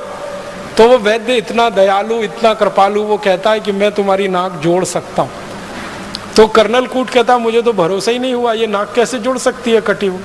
मैंने तो सुना नहीं अपनी जिंदगी में कि एक बार शरीर का कोई अंग कट जाए तो वो जुड़ सकता है। तो वैद्य जी कहते मैं जोड़ सकता हूँ। तो कर्नल कूट ने कहा जोड़ दो। तो उसने कहा मेरे घर चलो। तो वैद्य जी उसको ले गया और ऑपरेशन किया। उस ऑपरेशन का 30 पन्ने में वर्णन है। वो 30 पन्ने तो नहीं सुना सकता, अंत में सुना रहा हूं। ऑपरेशन सफलतापूर्वक संपन्न हो गया, नाक उसकी जुड़ गई। वैद्य जी ने उसको एक लेप दे दिया बना के और कहा कि ये लेप ले जाओ, रोज सुबह शाम लगाते रहना। वो लेप लेके चला गया। 15-17 दिन के बाद बिल्कुल नाक उसकी जुड़ गई। फिर वो जहाज में बैठ के लंदन चला गया। 3 महीने बाद वो ब्रिटिश पार्लियामेंट में खड़ा होकर भाषण दे रहा है कर्नल कूट, और सबसे पहला सवाल पूछता है सब अंग्रेजों से, आपको लगता है मेरी नाक कटी हुई है? तो सब अंग्रेज हैरान होके कहते नहीं नहीं तुम्हारी नाक तो कटी हुई बिल्कुल नहीं दिखती। तब वो कहानी सुना रहा ब्रिटिश पार्लियामेंट में कि मैंने हैदर अली पे हमला किया था, मैं उसमें हार गया, उसने मेरी नाक काटी। फिर भारत में एक वैद्य ने मेरी नाक जोड़ी और भारत के वैद्यों के पास इतनी बड़ी हुनर है, इतना बड़ा ज्ञान है कि वो कटी हुई नाक को जोड़ सकते हैं। तब उस वैद्य जी की खोज खबर ब्रिटिश पार्लियामेंट में ली गई और अंग्रेजों का एक दल आया और बेलगाम के उस वैद्य को मिला। तो उस वैद्य ने अंग्रेजों को बताया कि ये काम तो भारत के सब गांवों में होता है, मैं अकेला नहीं हूं, ऐसा करने वाले हजारों लाखों लोग हैं। तो अंग्रेजों को हैरानी हुई, कौन सिखाता है आपको? कहने लगे हमारे इसके गुरुकुल चलते हैं, उन गुरुकुलों में सिखाया जाता। फिर अंग्रेज वो गुरुकुलों में गए, वहां उन्होंने एडमिशन लिया, विद्यार्थी के रूप में भर्ती हुए, फिर सीखा। सीखने के बाद इंग्लैंड में जाकर प्लास्टिक सर्जरी उन्होंने शुरू की। और जिन जिन अंग्रेजों ने भारत में प्लास्टिक सर्जरी सीखी है ना, उनकी डायरियां हैं। एक अंग्रेज का मैं बताता हूं आपको, वो कहता है कि जब मैंने पहली बार प्लास्टिक सर्जरी सीखी, जिस गुरु से सीखी वो भारत का विशेष आदमी था और वो नाई था जाति का, उसने मुझे सिखाई सर्जरी। ध्यान देना इस बात पर, जाति का नाई, जाति का चर्मकार, जाति का कोई और। हमारे यहाँ ये ज्ञान के बड़े पुलिंदे थे, ज्ञान के बड़े पंडित थे। नाई है इस आधार पर किसी गुरुकुल में उसका प्रवेश वर्जित नहीं था, चर्मकार है इसलिए गुरुकुल में प्रवेश वर्जित नहीं था। जाति के आधार पर हमारे यहाँ गुरुकुलों में प्रवेश नहीं हुआ है और जाति के आधार पर हमारे यहाँ शिक्षा की भी व्यवस्था नहीं है। वर्ण व्यवस्था के आधार पर हमारे यहाँ सब कुछ चलता रहा है। तो नाई भी सर्जन है, चर्मकार भी सर्जन है।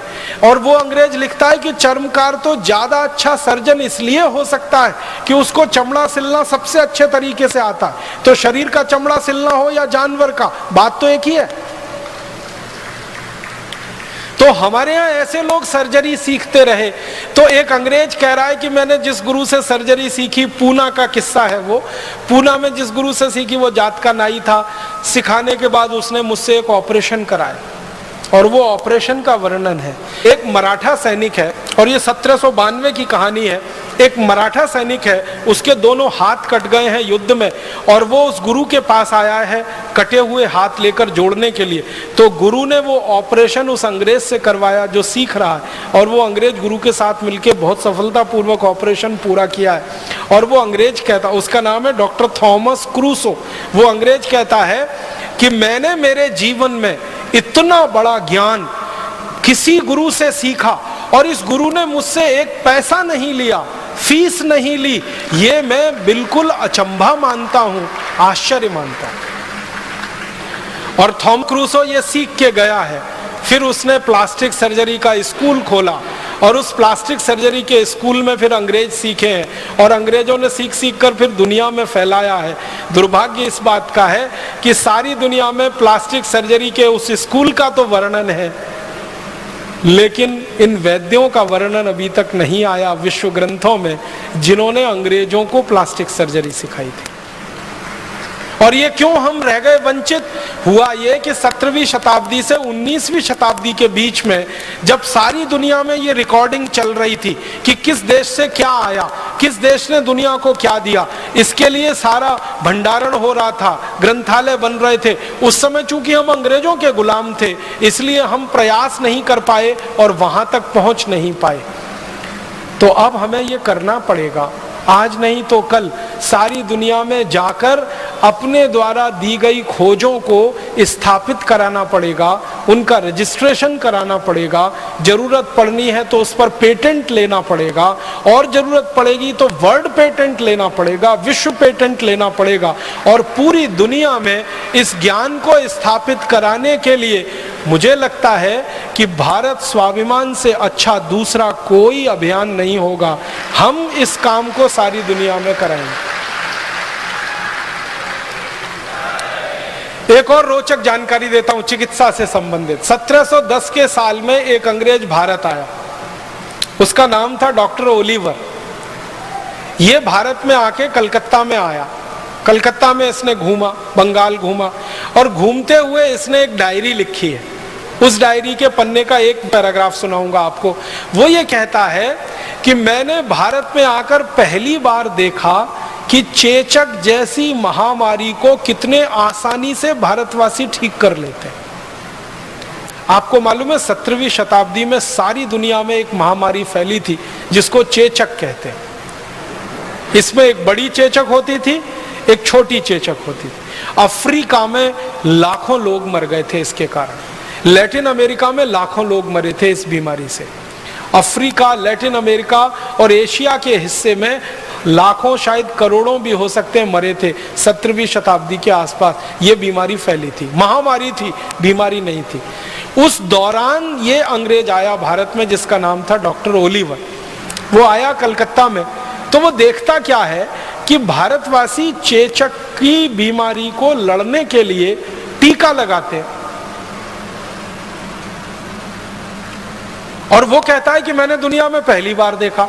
और डॉक्टर ओलिवर का नाम बहुत बड़ा नाम है इंग्लैंड में। इंग्लैंड के लोग उसको बहुत इज्जत से याद करते हैं डॉक्टर ओलिवर को। तो वो कहता है मैंने पहली बार आके देखा भारत जैसे देश में चेचक का टीका लग रहा है। और चेचक का टीका लगाने का उसने अपनी डायरी में वर्णन किया है। तो वो लिखता है कि मैं आया कलकत्ते में 1710 के साल में, और मैंने देखा कि भारत में उस समय चेचक की बीमारी सबसे कम है। दुनिया के देशों में सबसे ज्यादा है और यहाँ सबसे कम है। तो इसने कहा कि मैंने खोजना शुरू किया कि ये बीमारी भारत में सबसे कम क्यों है। तो पता चला हर भारतवासी ने चेचक का टीका लगवा रखा है। तो उसका वो वर्णन करता है कि चेचक का टीका एक सुई जैसी वस्तु से लगाया जाता था, और वो 3 दिन में किसी भी व्यक्ति को चेचक के प्रति ताकतवर बनाता था, प्रतिकारक शक्ति उसकी दे देता था। और उसके बारे में वो लिखता है कि 3 दिन टीका लगाकर उस व्यक्ति को थोड़ा बुखार आता था। उसके बुखार को ठीक करने के लिए पानी की पट्टियां रखी जाती थी पेट में। 3 दिन में वो व्यक्ति ठीक हो जाता था। एक बार टीका जिसने ले लिया, जिंदगी भर के लिए वो चेचक से मुक्त हो जाता था। वो कहता है कि इतना अद्भुत टीका मैंने दुनिया में पहली बार देखा भारत में। और ये कहानी है 1710 की। अब आपको एक हैरानी होगी जानकर, अंग्रेजों ने चेचक का टीका लगाना भारत से सीखा। ये डॉक्टर ओलिवर सीख के गया कलकत्ता से, लंदन गया। लंदन में इसने डॉक्टरों की सभा बुलाई और उनको कहा कि आपको मालूम है हम चेचक से मर रहे हैं और भारतवासी चेचक से लड़ रहे हैं, उनके पास टीका है इसका। तो कोई अंग्रेज मानने को तैयार नहीं इसकी बात को, वो कहते हैं कि गप मार रहे हो। तो वो कहता मेरे खर्चे से सबको लेके चलता हूं। तो दोबारा फिर आया, अपने साथ कई अंग्रेज डॉक्टरों को लेके आया और कलकत्ता के कई इलाकों में घुमाया उनको और दिखाया कि देखो कैसे घर घर में जाके टीका लगाते हैं चेचक का। और बस एक छोटी सी सुई, उसको मामूली सा चुभाते हैं, बस उतने में ही इम्यूनिटी होती है 3 दिन के अंदर। फिर उन्होंने पूछना शुरू किया कि इसमें है क्या। तो वो कहते हैं, जो भारत में चेचक का टीका लगाने वाले वैद्य हैं ना, वो बताते हैं कि इसमें कुछ नहीं है। जिनको चेचक हो जाती है उनके शरीर का जो पस होता है वो हम निकाल लेते हैं और सुई की नोक के बराबर किसी के शरीर में प्रवेश करा देते हैं और फिर शरीर उसकी इम्यूनिटी धारण कर लेता है। ये सिद्धांत हमारा है जो दुनिया को हमने दिया। आजकल आधुनिक विज्ञान सिखाता है ना ये टीके के बारे में। पल्स पोलियो अभियान एक चल रहा है, फिर स्मॉल पॉक्स के खिलाफ, फिर ये बड़ी माता के खिलाफ, फिर इसके खिलाफ, फिर बहुत सारा टाइफाइड के खिलाफ जो चलता रहता है और जगह जगह टीके लगाते रहते हैं। ये टीके लगना सारी दुनिया को भारत ने सिखाया है। और टीके के पीछे का जो दर्शन है कि आप जिस बीमारी से लड़ना चाहते हैं उसी बीमारी के जीवाणु को आप शरीर में प्रवेश कराइए ताकि शरीर में प्रतिरक्षा तंत्र उसका मजबूत हो जाए। यह सिद्धांत पूरी दुनिया को हमने दिया। बस दुर्भाग्य हमारा यह है कि इस सिद्धांत का जब दुनिया के वैज्ञानिकों के स्तर पर पंजीकरण हो रहा था, रजिस्ट्रेशन हो रहा था, तब हम वहां हाजिर नहीं थे और इसलिए हमारे नाम से ये दर्ज होने से वंचित रह गया। ये डॉक्टर ओलिवर के नाम से वहां दर्ज है। दुनिया भर के जो रिकॉर्ड्स है ना उनमें डॉक्टर ओलिवर के नाम से ये वर्णित है। और डॉक्टर ओलिवर अपनी डायरी में लिख रहा है कि मैंने कलकत्ता में आके सीखा है इसको। तो डॉक्टर ओलिवर के पहले ये चेचक के बारे में अगर लिखना होगा तो उन वैद्यों के बारे में। और डॉक्टर ओलिवर अपनी डायरी में लिखता है कि ये जो वैद्य हैं इनको मैंने पूछा कि आपको किसने सिखाया, तो वो कहते हैं हमारे गुरु ने सिखाया। उनको किसने सिखाया, उनके गुरु ने सिखाया। तो कहता है कम से कम भारत में पिछले 1500 साल से ये टीका लग रहा है। और ये बात है 1710 के आसपास। वो कहता है 1500 साल से कम का इतिहास नहीं निकलेगा भारत में चेचक के टीके का। और अंत में वो कहता है कि भारत के ये जो वैद्य हैं ये इनको प्रणाम करना चाहिए, इनका वंदन करना चाहिए, इनका अभिनंदन करना चाहिए कि निशुल्क रूप से ये सेवा देने के लिए एक एक घर में जा रहे हैं और लोगों को चेचक जैसी महामारी से बचा रहे हैं। हम अंग्रेजों को इन्होंने बिना किसी शुल्क के ये ज्ञान सिखाया है। हम इनके जितने ज्यादा आभारी हो सके उतना अच्छा होगा, ये डायरी के अंत में लिखता है। लेकिन दूसरे अंग्रेज उसकी डायरी का ये अंतिम हिस्सा गायब करके उसको अपने नाम से प्रकाशित करवाते हैं और सारी दुनिया आज ये मान के बैठी है कि चेचक के टीके का आविष्कारक डॉक्टर ओलिवर था, वो भारत था। ओलिवर ने आके यहाँ सीखा था। और एक दो रोचक बातें मैं आपको बताना चाहता हूँ हमारे भारत के बारे में, जो दुनिया की हमने दिया है, क्या क्या हमने दिया है दुनिया को। थोड़ा तकनीकी पे आता हूं। लोहा बनाने की जो टेक्निक है वो पूरी दुनिया को भारत ने सिखाई है। और लोहे से भी एक अच्छा शब्द अगर मैं बोल सकूं तो स्टील बनाने की जो तकनीक है वो सारी दुनिया को हमने सिखाई है। ये कहते हुए मुझे बहुत गर्व है, आपको भी थोड़ी देर में ये गर्व की अनुभूति होगी। सारी दुनिया को स्टील बनाना सबसे पहले भारत ने सिखाया। दुनिया में सबसे पहले स्टील भारत में बना। और स्टील आप जानते हैं बहुत कॉम्प्लिकेटेड टेक्नोलॉजी है। आज अगर आप स्टील बनाने की किसी भी फैक्ट्री को देखने जाएं और उस टेक्नोलॉजी को समझने की कोशिश करेंगे तो आपको समझ में आएगा कि कच्चे लोहे से, लोहे के अयस्क से, आयरन ओर से स्टील बनाना आसान काम नहीं है, बहुत मुश्किल काम है। और वो टेक्नोलॉजी इस देश में बहुत साल पहले विकसित हुई है। एक अंग्रेज आया हमारे देश में जिसने सर्वेक्षण किया 1795 में। उस अंग्रेज के सर्वेक्षण के कुछ वाक्य सुनाता हूं आपको। अंग्रेजी में उसने लिखा, मैं आपको हिंदी में सुना रहा हूं। वो कहता है कि भारत में स्टील बनाने का काम पिछले 1500 साल से हो रहा है। 1795 माने 1800 मान लो, और 1800 से 1500 साल घटा दो तो तीसरी शताब्दी से ईसा के जन्म के 300 साल के बाद क्या समय निकलता है। तीसरी शताब्दी से इस देश में स्टील बनाने का काम हो रहा है। वो कहता है कि मैंने जो सर्वेक्षण भारत में किया है, भारत का पश्चिमी इलाका, पश्चिमी भारत आप जानते हैं, ये महाराष्ट्र, ये गुजरात और थोड़ा मध्य प्रदेश का इलाका, और वो कहता है भारत का पूर्वी इलाका, बंगाल है, आसाम है, उड़ीसा है, झारखंड उसमें आता है, और थोड़ा सा दक्षिणी इलाका। 3 इलाके की बात कर रहा है। तो इन 3 इलाकों में मैं घूमा हूं और अब तक मैंने भारत में स्टील बनाने के 15,000 छोटे फैक्ट्री चलते देखे। अपनी आंखों की वर्णन कर रहा है वो। कह रहा अब तक मैं घूमा हूं इतने इलाके में 15,000 छोटी फैक्ट्रियां, स्मॉल स्केल फैक्ट्रीज उसने लिखा है। 15,000 छोटी फैक्ट्रियां स्टील बनाने की भारत में चल रही हैं 1795। और वो कहता है कि हर फैक्ट्री में एक दिन में 500 किलो तक स्टील आराम से बनता है। और वो कहता है कि हर एक फैक्ट्री 24 घंटे चलती है और उसमें मजदूरों की 3 पालियां हैं। 8-8 घंटे की 3 पाली में काम होता है, 24 घंटे फैक्ट्री चलती है। और ये फैक्ट्री को जो सबसे महत्वपूर्ण उपकरण लगता है वो लोहा गलाने वाली भट्टी है, जिसको आज हम अंग्रेजी में कहते हैं ना ब्लास्ट फर्नेस। कच्चा लोहा है, वो ब्लास्ट फर्नेस में डाला जाता है, फिर ब्लास्ट फर्नेस में तापमान बढ़ाया जाता है। 1500 डिग्री सेंटीग्रेड, 1400 डिग्री सेंटीग्रेड जब तापमान पहुंचता है तब लोहा पानी की तरह से उबलता है, फिर उसको निकाला जाता है, फिर ठंडा किया जाता है, फिर उसमें निकिल क्रोमियम जैसी चीजें मिला के स्टील तैयार होता है। तो वो कह रहा है कि जो सबसे महत्वपूर्ण फैक्ट्री का उपकरण है वो है भट्टी, ब्लास्ट फर्नेस। और वो कहता है कि मैंने हिसाब निकाला है कि भारत में स्टील बनाने वाली किसी भी फैक्ट्री की जो ब्लास्ट फर्नेस है उसको बनाने का खर्चा सिर्फ 15 रुपए आता है। और ये 15 रुपए का आंकड़ा है 1795 का। आज के हिसाब से अगर आप इस आंकड़े को समझने की कोशिश करेंगे तो 300 का गुणा कर दीजिए, तो 15 में 300 का गुणा कर दीजिए तो 15 थी 45, माने 4,500 रुपए में ब्लास्ट फर्नेस बन के तैयार हो जाती है। फिर वो कह रहा है कि एक ब्लास्ट फर्नेस एक दिन में आराम से 1 टन लोहा बना लेती है, स्टील बना लेती है। और वो कहता है कि 1 टन स्टील बनाने में भारत के जो कारीगर हैं उनका खर्चा मात्र 80 रुपए आता है। 1 टन का माने हो गया 1000 किलोग्राम। 1000 किलोग्राम स्टील बनाने का खर्चा 80 रुपए।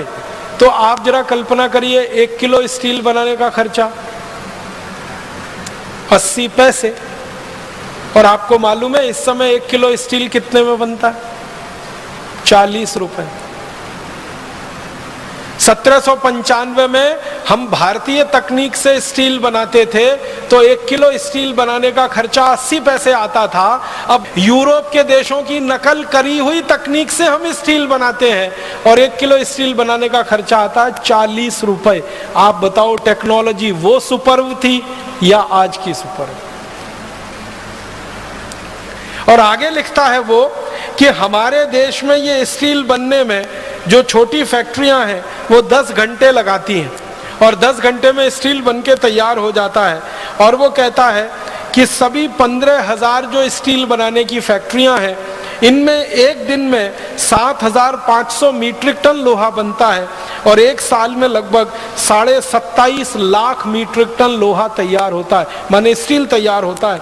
और इस स्टील की सरिया बनती है और ये सरिया भारत से यूरोप में बिकने के लिए जाती है और भारत का स्टील यूरोप के बाजारों में प्रीमियम प्राइस पे बिकता है, माने सबसे महंगी कीमत पर बिकता है, क्योंकि भारत के स्टील की तुलना में दुनिया का कोई स्टील ठहरता नहीं। और अंत में वो लिख रहा है अपनी डायरी में कि भारत का स्टील यूरोप के बाजारों में जब बिकता है तो भारत के व्यापारी उस स्टील के बदले में अगर सोने की मांग करें तो भी व्यापारी सोना देने को तैयार होते हैं, क्योंकि उस क्वालिटी का स्टील दुनिया में कोई नहीं बना सकता। और वो कई बातें कह रहा है। एक बात कह रहा है कि भारत के स्टील को प्रीमियम प्राइस क्यों मिल रहा है दुनिया के बाजार में, तो कहता है कि भारत का स्टील ऐसा अद्भुत है जिसमें जंग नहीं लगता। और आप जानते हैं भारत में इस तरह का स्टील बनाने की हजारों साल से परंपरा है जिसमें जंग नहीं लगता। आप जाइए, मेहरौली नाम का एक गांव है दिल्ली में, उसे देखकर आइए। वहां एक लौह स्तंभ खड़ा हुआ है, सैकड़ों साल से बारिश में भीग रहा है और सैकड़ों साल से हवा के थपेड़े खा रहा है, लेकिन उस लौह स्तंभ में 1 इंच मात्र अभी तक जंग नहीं लगा है। ये भारतीय स्टील की क्वालिटी का नमूना है। तो जो अंग्रेज कह रहा है ना कि भारत का स्टील प्रीमियम प्राइस पे बिकता, वो कहता है इसलिए बिक रहा है क्योंकि ये सबसे अच्छी क्वालिटी का है।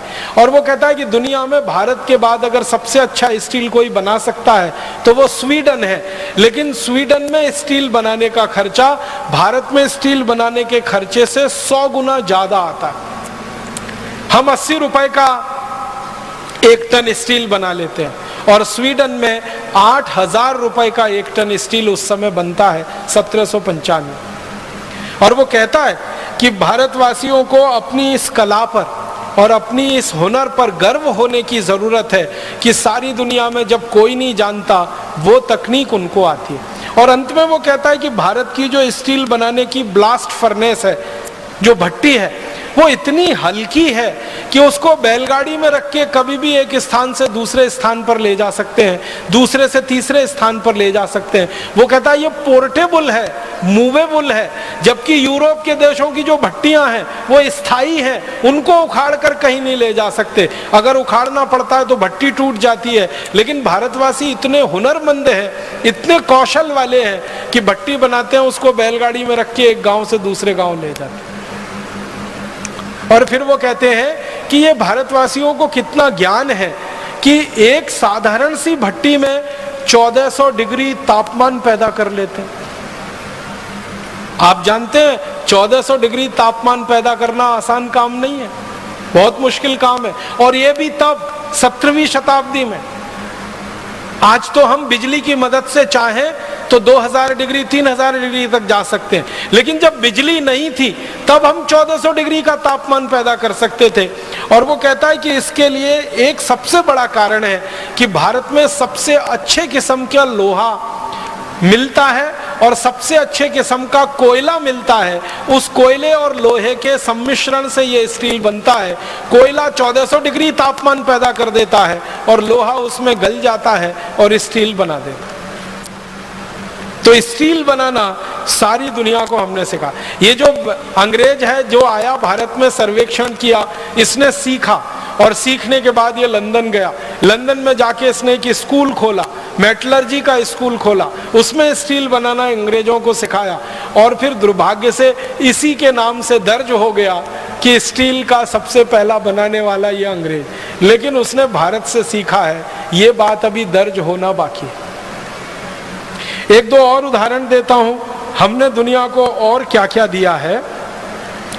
सारी दुनिया में इस समय किसी को मैं पूछूं कि सबसे पहला हवाई जहाज किसने बनाया, तो हम ले दे के एक नाम लेते हैं, राइट ब्रदर्स ने बनाया। और उनके नाम से दर्ज है ये आविष्कार। 17 दिसंबर सन 1903 को अमेरिका के कैरोलिना के समुद्र तट पर राइट ब्रदर्स ने पहला हवाई जहाज बनाकर उड़ाया, जो 120 फीट उड़ा और गिर गया। और उसके बाद फिर आगे हवाई जहाज की कहानी शुरू होती है। तो हम बचपन से ये पढ़ते आए हैं कि 17 दिसंबर 1903 में पहली बार हवाई जहाज बना और उड़ा, 120 फीट तक गया। अमेरिका के साउथ कैरोलिना के समुद्र तट पर राइट ब्रदर्स ने उसको उड़ाया। लेकिन अभी दस्तावेज मिले हैं और वो ये बताते हैं कि 1903 से कई साल पहले सन 1895 में हमारे देश के एक बहुत बड़े विमान वैज्ञानिक ने हवाई जहाज बनाया और मुंबई की चौपाटी के समुद्र तट पर उड़ाया और वो 1500 फीट ऊपर उड़ा और उसके बाद नीचे गिरा। जिस भारतीय वैज्ञानिक ने यह करामात की उनका नाम था शिवकर बापूजी तलपदे। मराठी व्यक्ति थे। अगर आप मुंबई से परिचित हो तो मुंबई में एक छोटा सा इलाका है, उसको चीरा बाजार कहते हैं, वहां उनका जन्म हुआ और पढ़ाई लिखाई की। एक गुरु के सानिध्य में रह के संस्कृत शास्त्रों का अध्ययन किया। अध्ययन करते समय उनकी रुचि पैदा हो गई और हमारे देश में विमान शास्त्र के जो सबसे बड़े वैज्ञानिक माने जाते हैं वो महर्षि भरद्वाज है। महर्षि भरद्वाज ने विमान शास्त्र की सबसे पहली पुस्तक लिखी है। उस पुस्तक के आधार पर फिर सैकड़ों पुस्तकें लिखी गई विमान शास्त्र की। सबसे पहली पुस्तक महर्षि भरद्वाज की है विमान शास्त्र की। और भारत में वो जो पुस्तक उपलब्ध है, सबसे पुरानी पुस्तक वो 1500 साल पुरानी है। महर्षि भरद्वाज तो उसके भी बहुत साल पहले हुए। तो महर्षि भरद्वाज ने विमान शास्त्र पे सबसे ज्यादा शोध किया। ये जो शिवकर बापूजी तलपदे थे, इनके हाथ में महर्षि भरद्वाज की वो पुस्तक लग गई विमान शास्त्र। उस पुस्तक को आद्योपांत उन्होंने पढ़ा। उस पुस्तक के बारे में उन्होंने कुछ रोचक बातें कही हैं। एक बात उन्होंने कही कि इस पुस्तक के 8 अध्यायों में विमान बनाने की तकनीकी का ही वर्णन है। 8 अध्याय। और वो कहते हैं कि 8 अध्याय में 100 खंड हैं जिनमें विमान बनाने की टेक्नोलॉजी का विस्तार से वर्णन है। फिर आगे कहते हैं कि महर्षि भरद्वाज ने अपनी पूरी पुस्तक में विमान बनाने के 500 सिद्धांत लिखे। आप इस बात को जरा फिर से सुनिएगा। एक सिद्धांत पर पूरा विमान बन जाता है। ध्यान दीजिएगा, एक सिद्धांत होता है, एक प्रिंसिपल होता है, उस पे इंजन बन जाता है और विमान बन जाता है। ऐसे 500 सिद्धांत लिखे हैं महर्षि भरद्वाज ने। माने 500 तरह के विमान बनाए जा सकते हैं हर एक सिद्धांत पर। और उस पुस्तक के बारे में तलपदे जी लिखते हैं कि ये 500 सिद्धांतों के 3000 श्लोक हैं।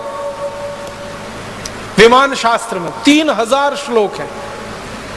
और वो कहते हैं, आप जानते हैं ये जो टेक्नोलॉजी होती है, ये जो तकनीकी होती है, उसका एक प्रोसेस होता है, एक प्रक्रिया होती है और हर एक तकनीकी की एक विशेष प्रक्रिया होती है। तो महर्षि भरद्वाज ने 32 प्रक्रियाओं का वर्णन किया है। 32 तरह से 500 किस्म के विमान बनाए जा सकते हैं। इस बात को जरा समझिएगा, मुझे देर में समझ में आई। 32 तरीके हैं 500 तरह के विमान बनाने के। माने एक विमान बनाने के 32 तरीके, 2 विमान बनाने के 32 तरीके, 500 विमान बनाने के 32 तरीके उस पुस्तक में है विमान शास्त्र।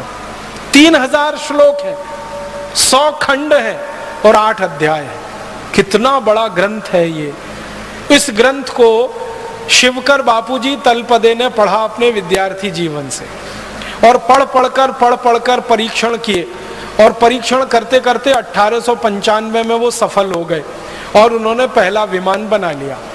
और उस विमान को बना लिया तो उन्होंने उसको उड़ाकर भी दिखाया और उसको देखने के लिए भारत के बड़े बड़े लोग गए। हमारे देश के उस समय के एक बड़े व्यक्ति हुआ करते थे, महादेव गोविंद रानाडे, जो अंग्रेजी न्याय व्यवस्था में जज की हैसियत से काम किया करते थे मुंबई हाई कोर्ट में। तो रानाडे जी गए उसको देखने के लिए। बड़ोदरा के एक बड़े राजा हुआ करते थे गायकवाड़ करके, वो गए उस विमान को देखने के लिए।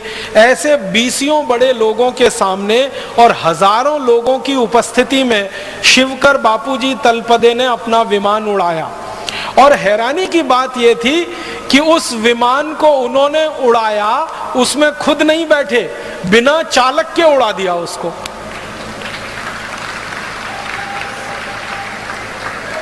माने आप समझिए कि उस विमान को उड़ाया होगा तो कंट्रोल सिस्टम तलपदे जी के हाथ में है और विमान हवा में उड़ रहा है। और ये बात 1895 में हो रही है, आज की दुनिया की बात नहीं हो रही। और उस विमान को उड़ाते उड़ाते 1500 फीट तक वो लेके गए।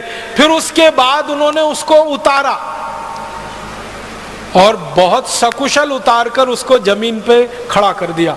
माने वो विमान टूटा नहीं, उसमें आग लगी नहीं, उसके साथ कोई दुर्घटना हुई नहीं, उड़ा 1500 फीट तक गया, फिर नीचे कुशलता से उतरा और सारी भीड़ ने तलपदे जी को कंधों पर उठा लिया। महाराजा गायकवाड़ ने उनके लिए इनाम की घोषणा की, एक जागीर उनके लिए घोषणा कर दी कि ये पूरी जागीर इनको दूंगा। और गोविंद रानाडे जी जो थे वहां पर, उन्होंने घोषणाएं की, बड़े बड़े लोगों ने घोषणाएं की। तलपदे जी का ये कहना था कि मैं ऐसे कई विमान बना सकता हूं, मुझे पैसे की कुछ जरूरत है, आर्थिक रूप से मेरी अच्छी स्थिति नहीं है। तो लोगों ने इतना पैसा इकट्ठा करने की घोषणा की कि आगे तो उनको कोई जरूरत नहीं थी। लेकिन तभी उनके साथ एक धोखा हुआ। धोखा क्या हुआ? अंग्रेजों की एक कंपनी थी, उसका नाम था रैली ब्रदर्स करके। वो आई उनके पास, तलपदे जी के पास, और तलपदे जी को कहा कि ये जो विमान आपने बनाया है इसका ड्राइंग हमें दे दीजिए। तलपदे जी ने कहा कि उसका कारण बताइए।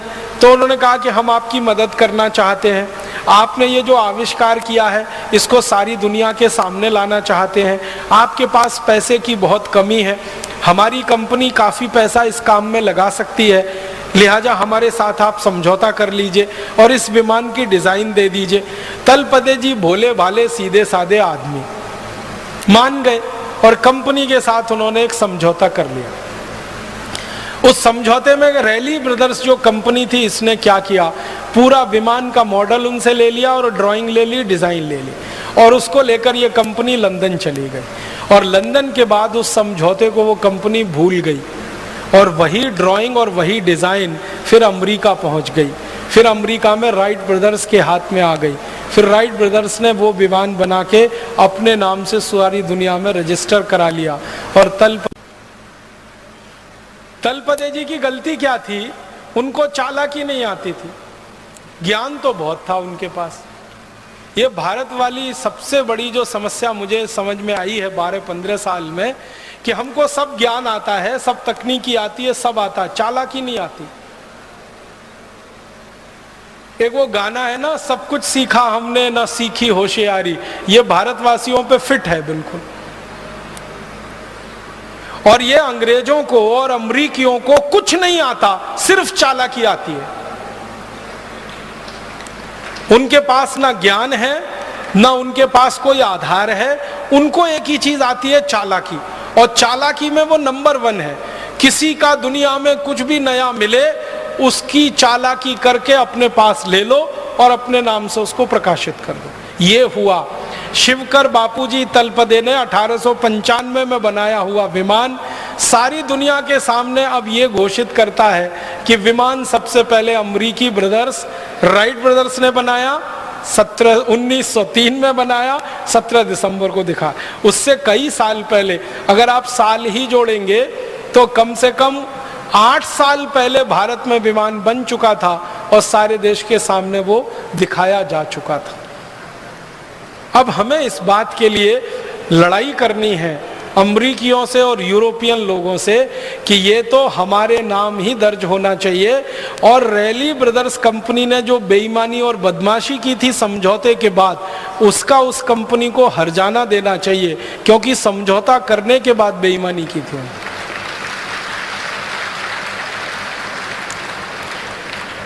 हम भारतवासी कुछ इसी तरह की चीजों में पीछे रह गए, वरना हम दुनिया में आज अगर थोड़ी चालाकी हमने सीखी होती, थोड़ी होशियारी हमको आ रही होती, तो ये विमान बनाने का श्रेय तलपदे जी के नाम ही रहता। ये रैली ब्रदर्स की चोरी और फिर राइट ब्रदर्स तक उसका पहुंचना ये नहीं हो पाता। और बाद में तलपदे जी मृत्यु हो गई और उनकी मृत्यु के बाद सारी कहानी खत्म हो गई। उनकी तो मृत्यु के बारे में भी शंका है, उनकी हत्या की गई और दर्ज कर दिया गया कि उनकी मृत्यु हो गई। और ऐसे व्यक्ति की हत्या करना बहुत स्वाभाविक है, जिसके नाम दुनिया में इतना बड़ा आविष्कार होने की संभावना हो। बहुत स्वाभाविक है। तो अगर हम फिर से वो पुराने दस्तावेज ढूंढें, खोलें और फाइल को फिर से देखें तो पता चल जाएगा, और दूध का दूध पानी का पानी, सारा सच दुनिया के सामने आ जाए। हम चाहते हैं कि भारत स्वाभिमान इस काम को अपने हाथ में ले और तलपदे जी की हत्या की जांच हो फिर से, और उनके द्वारा किए गए आविष्कार को सारी दुनिया में मान्यता मिले कि राइट ब्रदर से 8 साल पहले किसी भारतवासी ने विमान बनाया और सारी दुनिया में उड़ाया उसको। और एक दो छोटी बातें बताता हूं हमने जो दुनिया को दी हैं। मैं थोड़ा खगोल शास्त्र के विषय में आपसे बात करना चाहता हूं। हम खगोल शास्त्र के बारे में कोई भी ज्ञान, जैसे सौर मंडल है, सूरज है, पृथ्वी है, सूर्य के बहुत सारे ग्रह हैं, ग्रहों के बहुत सारे उपग्रह हैं, इन सब के बारे में जो भी ज्ञान पाते हैं या हमने जो पढ़ा है बचपन से, तो दो ही नाम हम जानते हैं, एक तो कोपरनिकस और दूसरा गैलीलियो। पृथ्वी है, सूर्य है, पृथ्वी और सूर्य के बीच में कोई दूरी है, पृथ्वी और सूर्य के बीच में कोई आकर्षण है, पृथ्वी और सूर्य के अलावा दूसरे ग्रहों के आपस के कोई आकर्षण है, ये सारा ज्ञान हम दो ही लोगों के नाम से पढ़ते हैं। आपको याद होगा, एक तो कोपरनिकस, दूसरा गैलीलियो। कोपरनिकस के ज्ञान के आधार पर हम पढ़ते हैं पृथ्वी सूर्य के चारों तरफ चक्कर लगाती है, पृथ्वी अपनी धुरी पर भी घूमती है, सूर्य के चारों तरफ भी घूमती है। अपनी धुरी पर घूमने से ये होता है, सूर्य के चारों तरफ घूमने से ये होता है। ये सब बचपन से हम पढ़ते आए कोपरनिकस के नाम से या तो गैलीलियो के नाम से। अभी पता चल रहा है वो ये कि कोपरनिकस और गैलीलियो तो पैदा भी नहीं हुए थे, उसके हजारों साल पहले ये ज्ञान और ये सूत्र और ये सिद्धांत भारत के सामने प्रस्तुत किए थे एक महान व्यक्ति, उनका नाम था महर्षि आर्यभट्ट। उन्होंने सबसे पहले दुनिया को बताया कि ये सौर मंडल में सूरज स्थित है और स्थिर है, पृथ्वी जो है स्थिर नहीं है, वो घूम रही है सूरज के चारों तरफ और वो अपने अक्ष पर भी घूम रही है। ये सबसे पहले महर्षि आर्यभट्ट ने सारी दुनिया को बताया। उसके बाद उन्होंने जो सूत्र दिए, उन सूत्रों के आधार पर पृथ्वी और सूर्य के बीच की दूरी निकाली गई और आप हैरान हो जाएंगे, महर्षि आर्यभट्ट ने जो दूरी निकाल के दे दी, वो दूरी को आज तक दुनिया का कोई खगोल शास्त्री चुनौती नहीं दे पाया, आज तक नहीं दे पाया।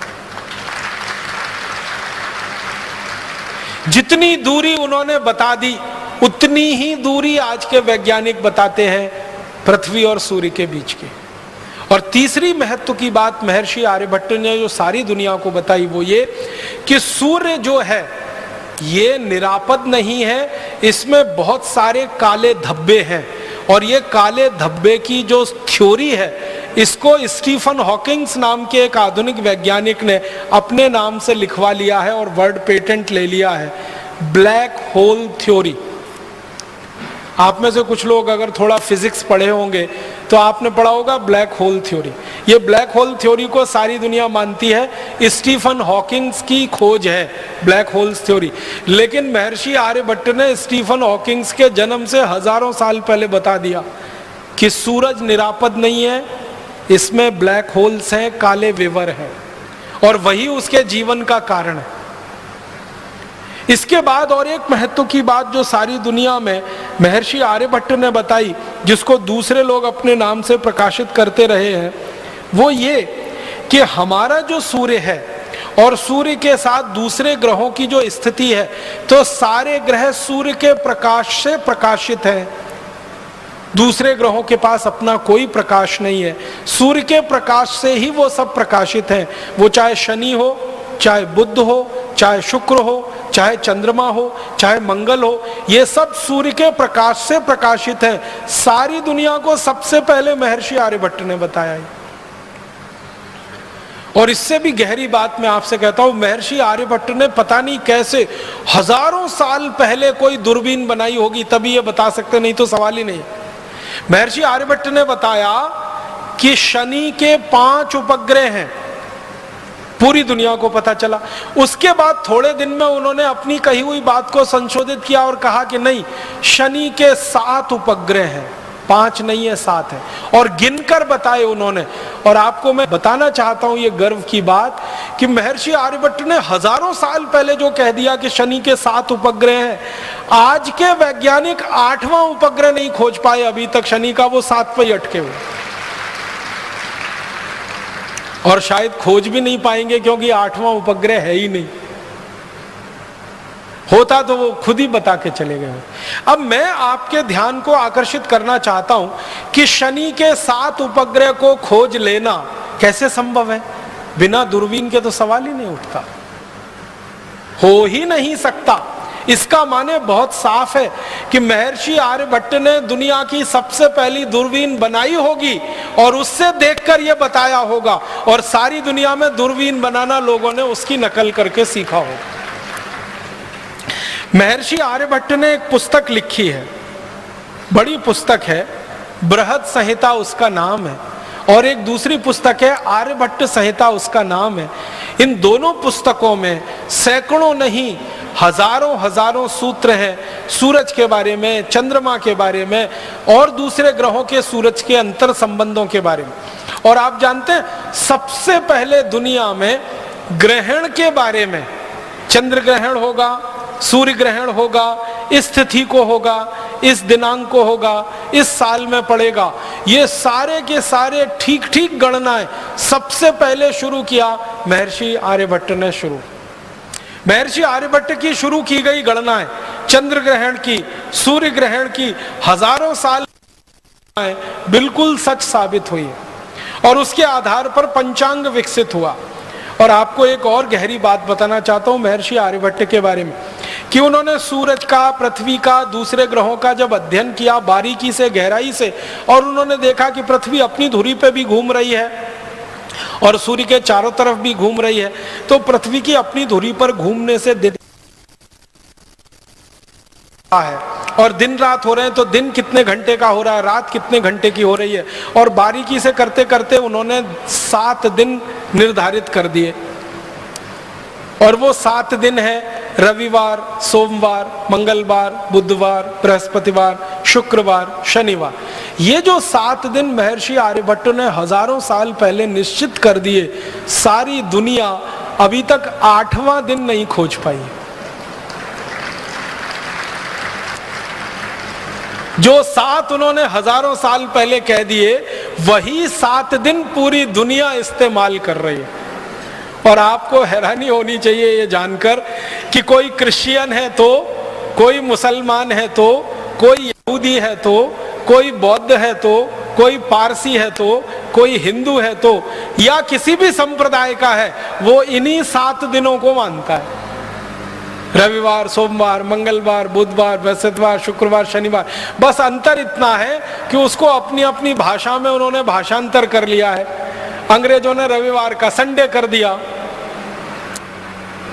सोमवार का मंडे कर दिया, मंगलवार का ट्यूसडे कर दिया, बुधवार का वेडनेसडे कर दिया, गुरुवार का थर्सडे कर दिया, शुक्रवार का फ्राइडे कर दिया, शनिवार का सैटरडे। बस इतना ही किया है, भाषांतर ही किया है, बाकी कोई मूल बदलाव अंग्रेज नहीं कर पाए।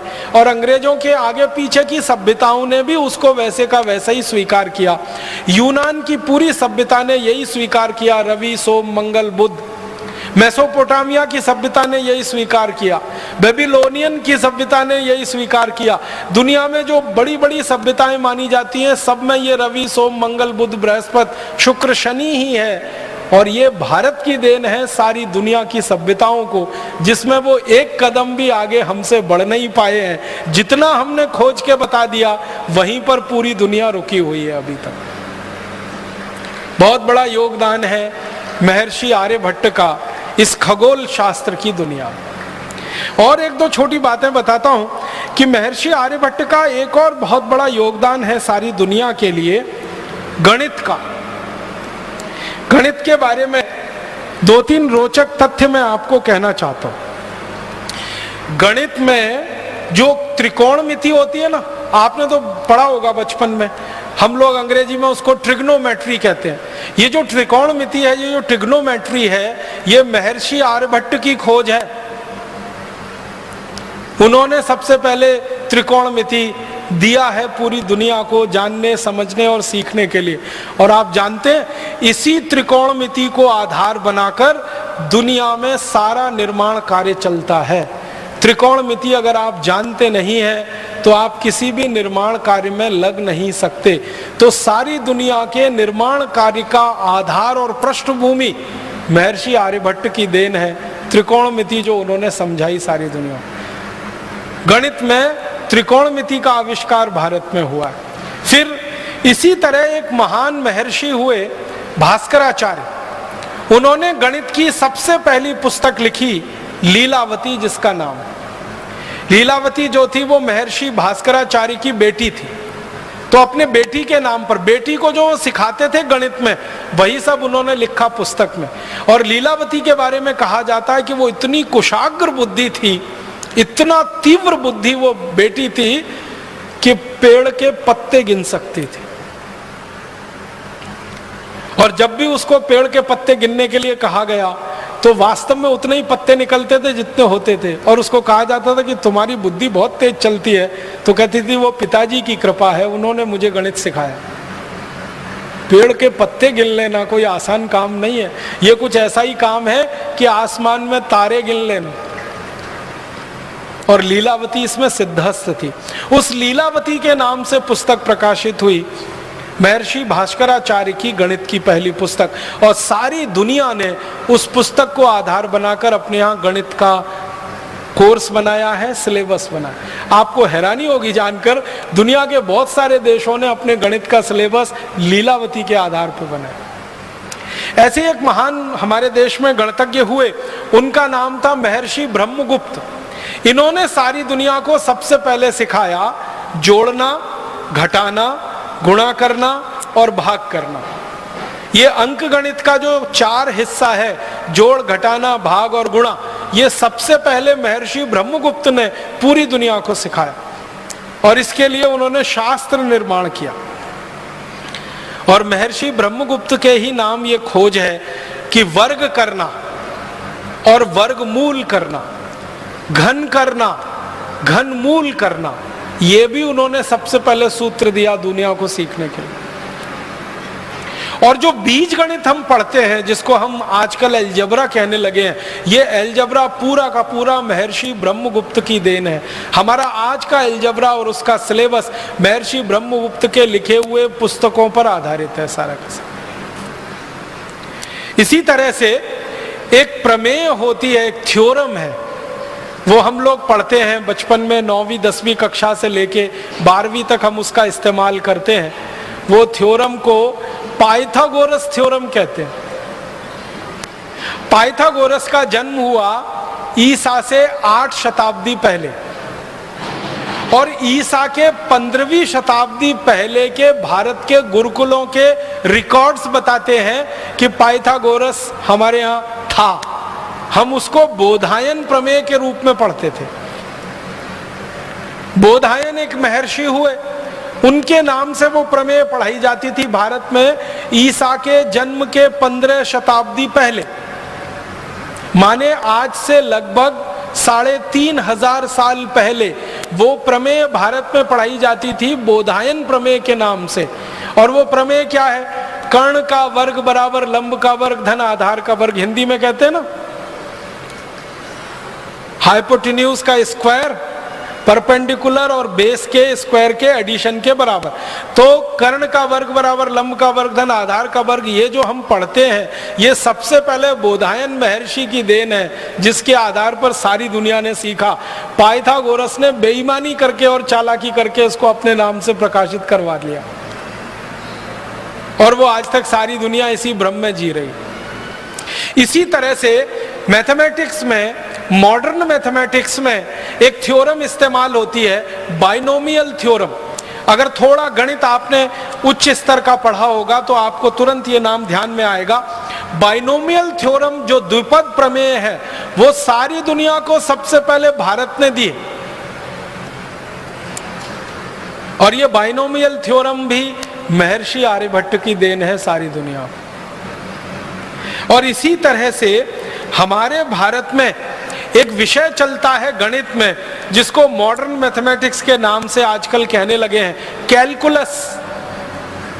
और उसके दो हिस्से हैं, इंटीग्रल कैलकुलस, डिफरेंशियल कैलकुलस।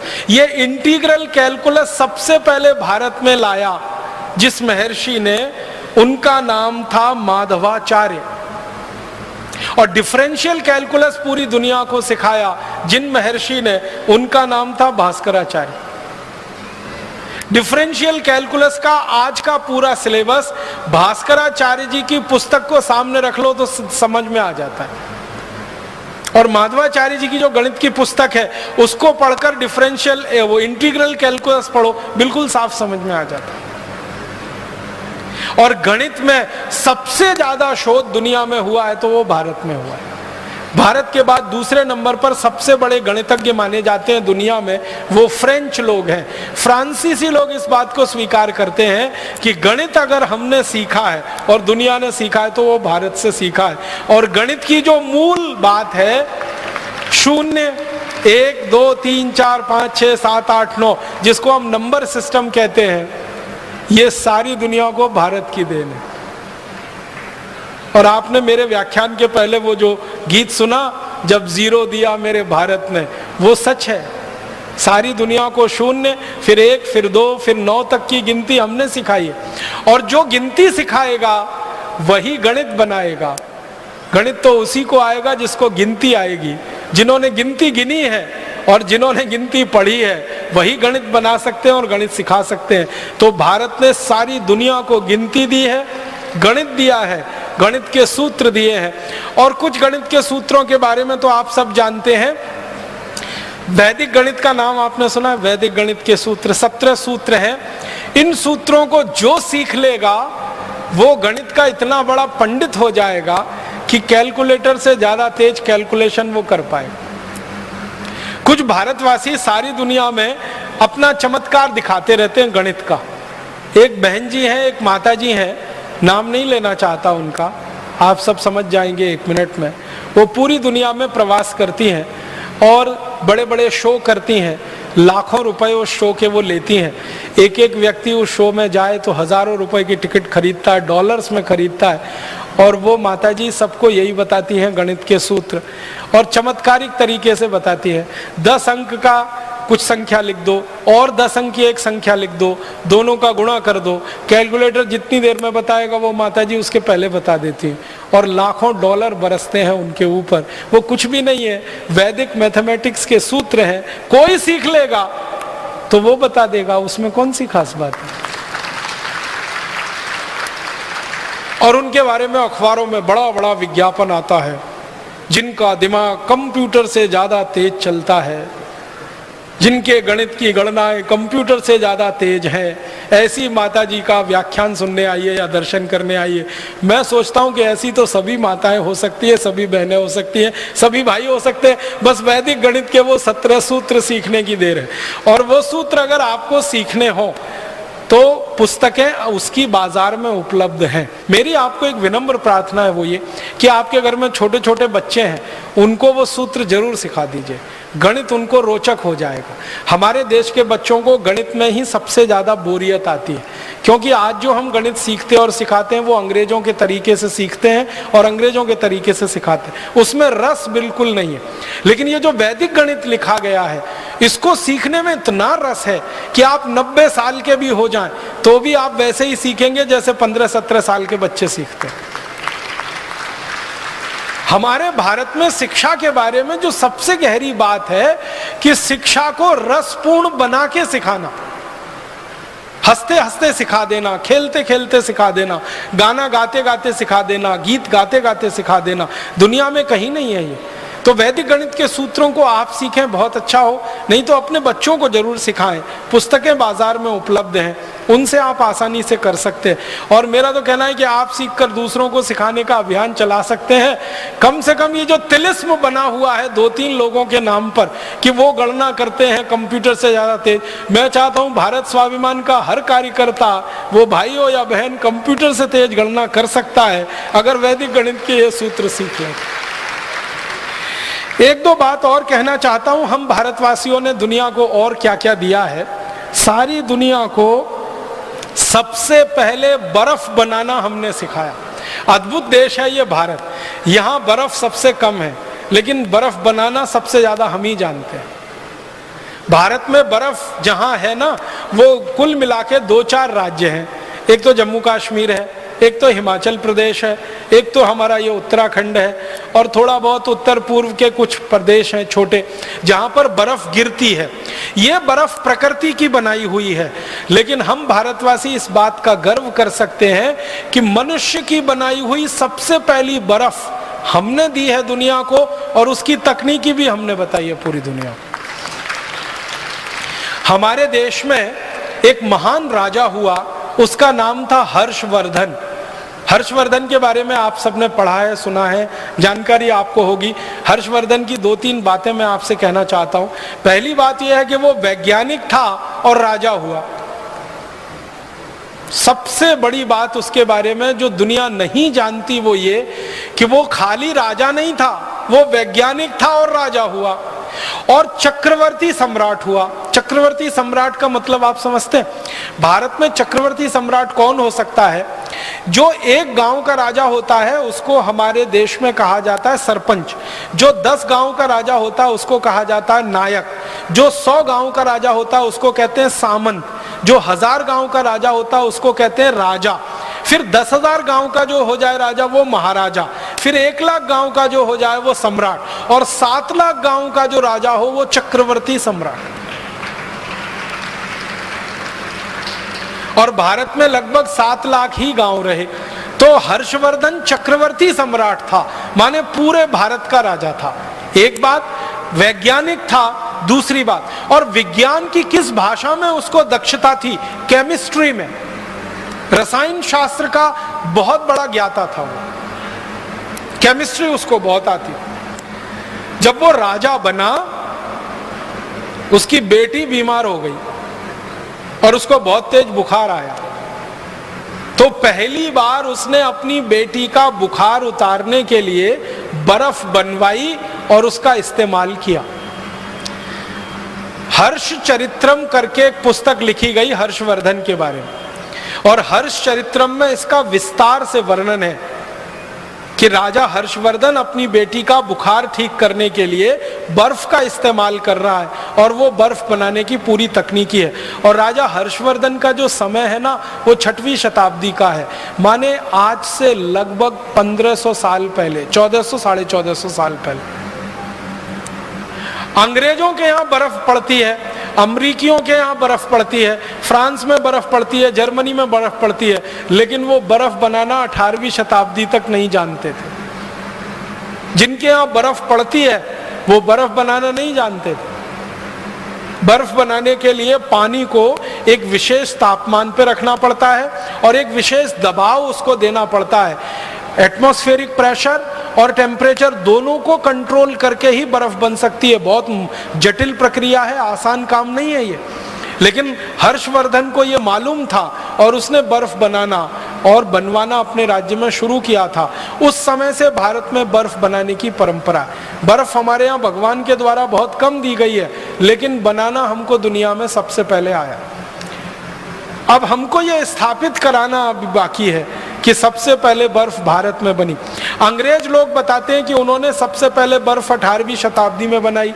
हमने उनसे 1000 साल पहले बर्फ बनाई थी। सारी दुनिया को ये बर्फ बनाने की टेक्नोलॉजी हमने दी है। कागज बनाना पूरी दुनिया को भारत ने सिखाया। कागज बनाना सबसे पहले भारत में शुरू हुआ। हमारे भारत में एक घास होती है उसको सन कहते हैं, और एक घास होती है उसको मूंज कहते हैं। गांव के लोग हैं उनको तो ये दोनों शब्द अच्छे से समझ में आएंगे। एक सन होती है और एक मूंज होती है। मूंज जो है ना बहुत तीखी होती है, उंगली को काट सकती है और खून निकाल सकती है। सन वाली घास जो होती है वो थोड़ी नरम होती है, उंगली को काटती वाटती नहीं। और भारत के हर गांव में इफरात में होती है और फोकट में होती है। पूर्वी भारत और मध्य भारत में तो हर गांव में होती है, बंगाल में, उत्तर प्रदेश में, बिहार में, झारखंड में, उड़ीसा में, आसाम में, कोई गांव नहीं जहां सन ना हो, मूंज ना हो। तो जिन इलाके में सन और मूंज सबसे ज्यादा होती रही है, इसी इलाके में सबसे पहले कागज बनना शुरू हुआ। वो सन की घास से और मूंज की घास से हमने सबसे पहले कागज बनाया, और सबसे पहला कागज बना के दुनिया को हमने दिया। और वो कागज बनाने की तकनीक आज से 2000 साल पुरानी।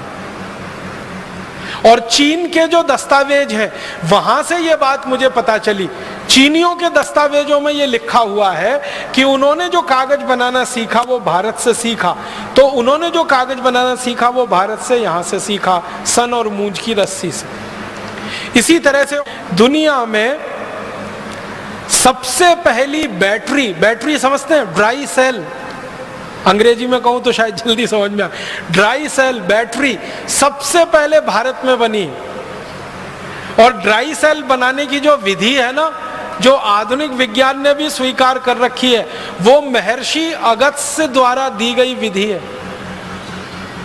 महर्षि अगस्त्य ने सबसे पहली ड्राई सेल बनाई थी, और उसका विस्तार से उनका वर्णन है अगस्त्य संहिता में। पूरा ड्राई सेल बनाने की टेक्नोलॉजी, पूरी तकनीक उन्होंने दी है, और हम में से कई लोगों ने उस तकनीक से बना के देखा है, और ड्राई सेल बनता है, और हजारों वर्ष पहले की वो तकनीक है। इसका माने क्या हुआ?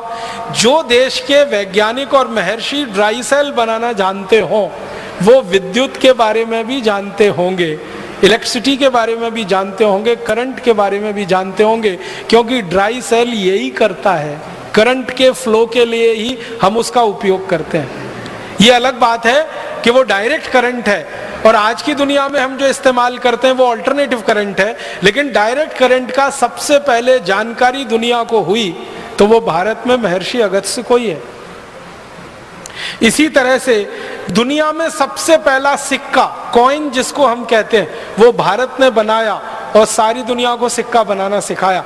ये जो सिंधु घाटी की सभ्यता का अगर आप इतिहास पढ़ेंगे तो आज से 3-3.5 साल पहले का इतिहास है।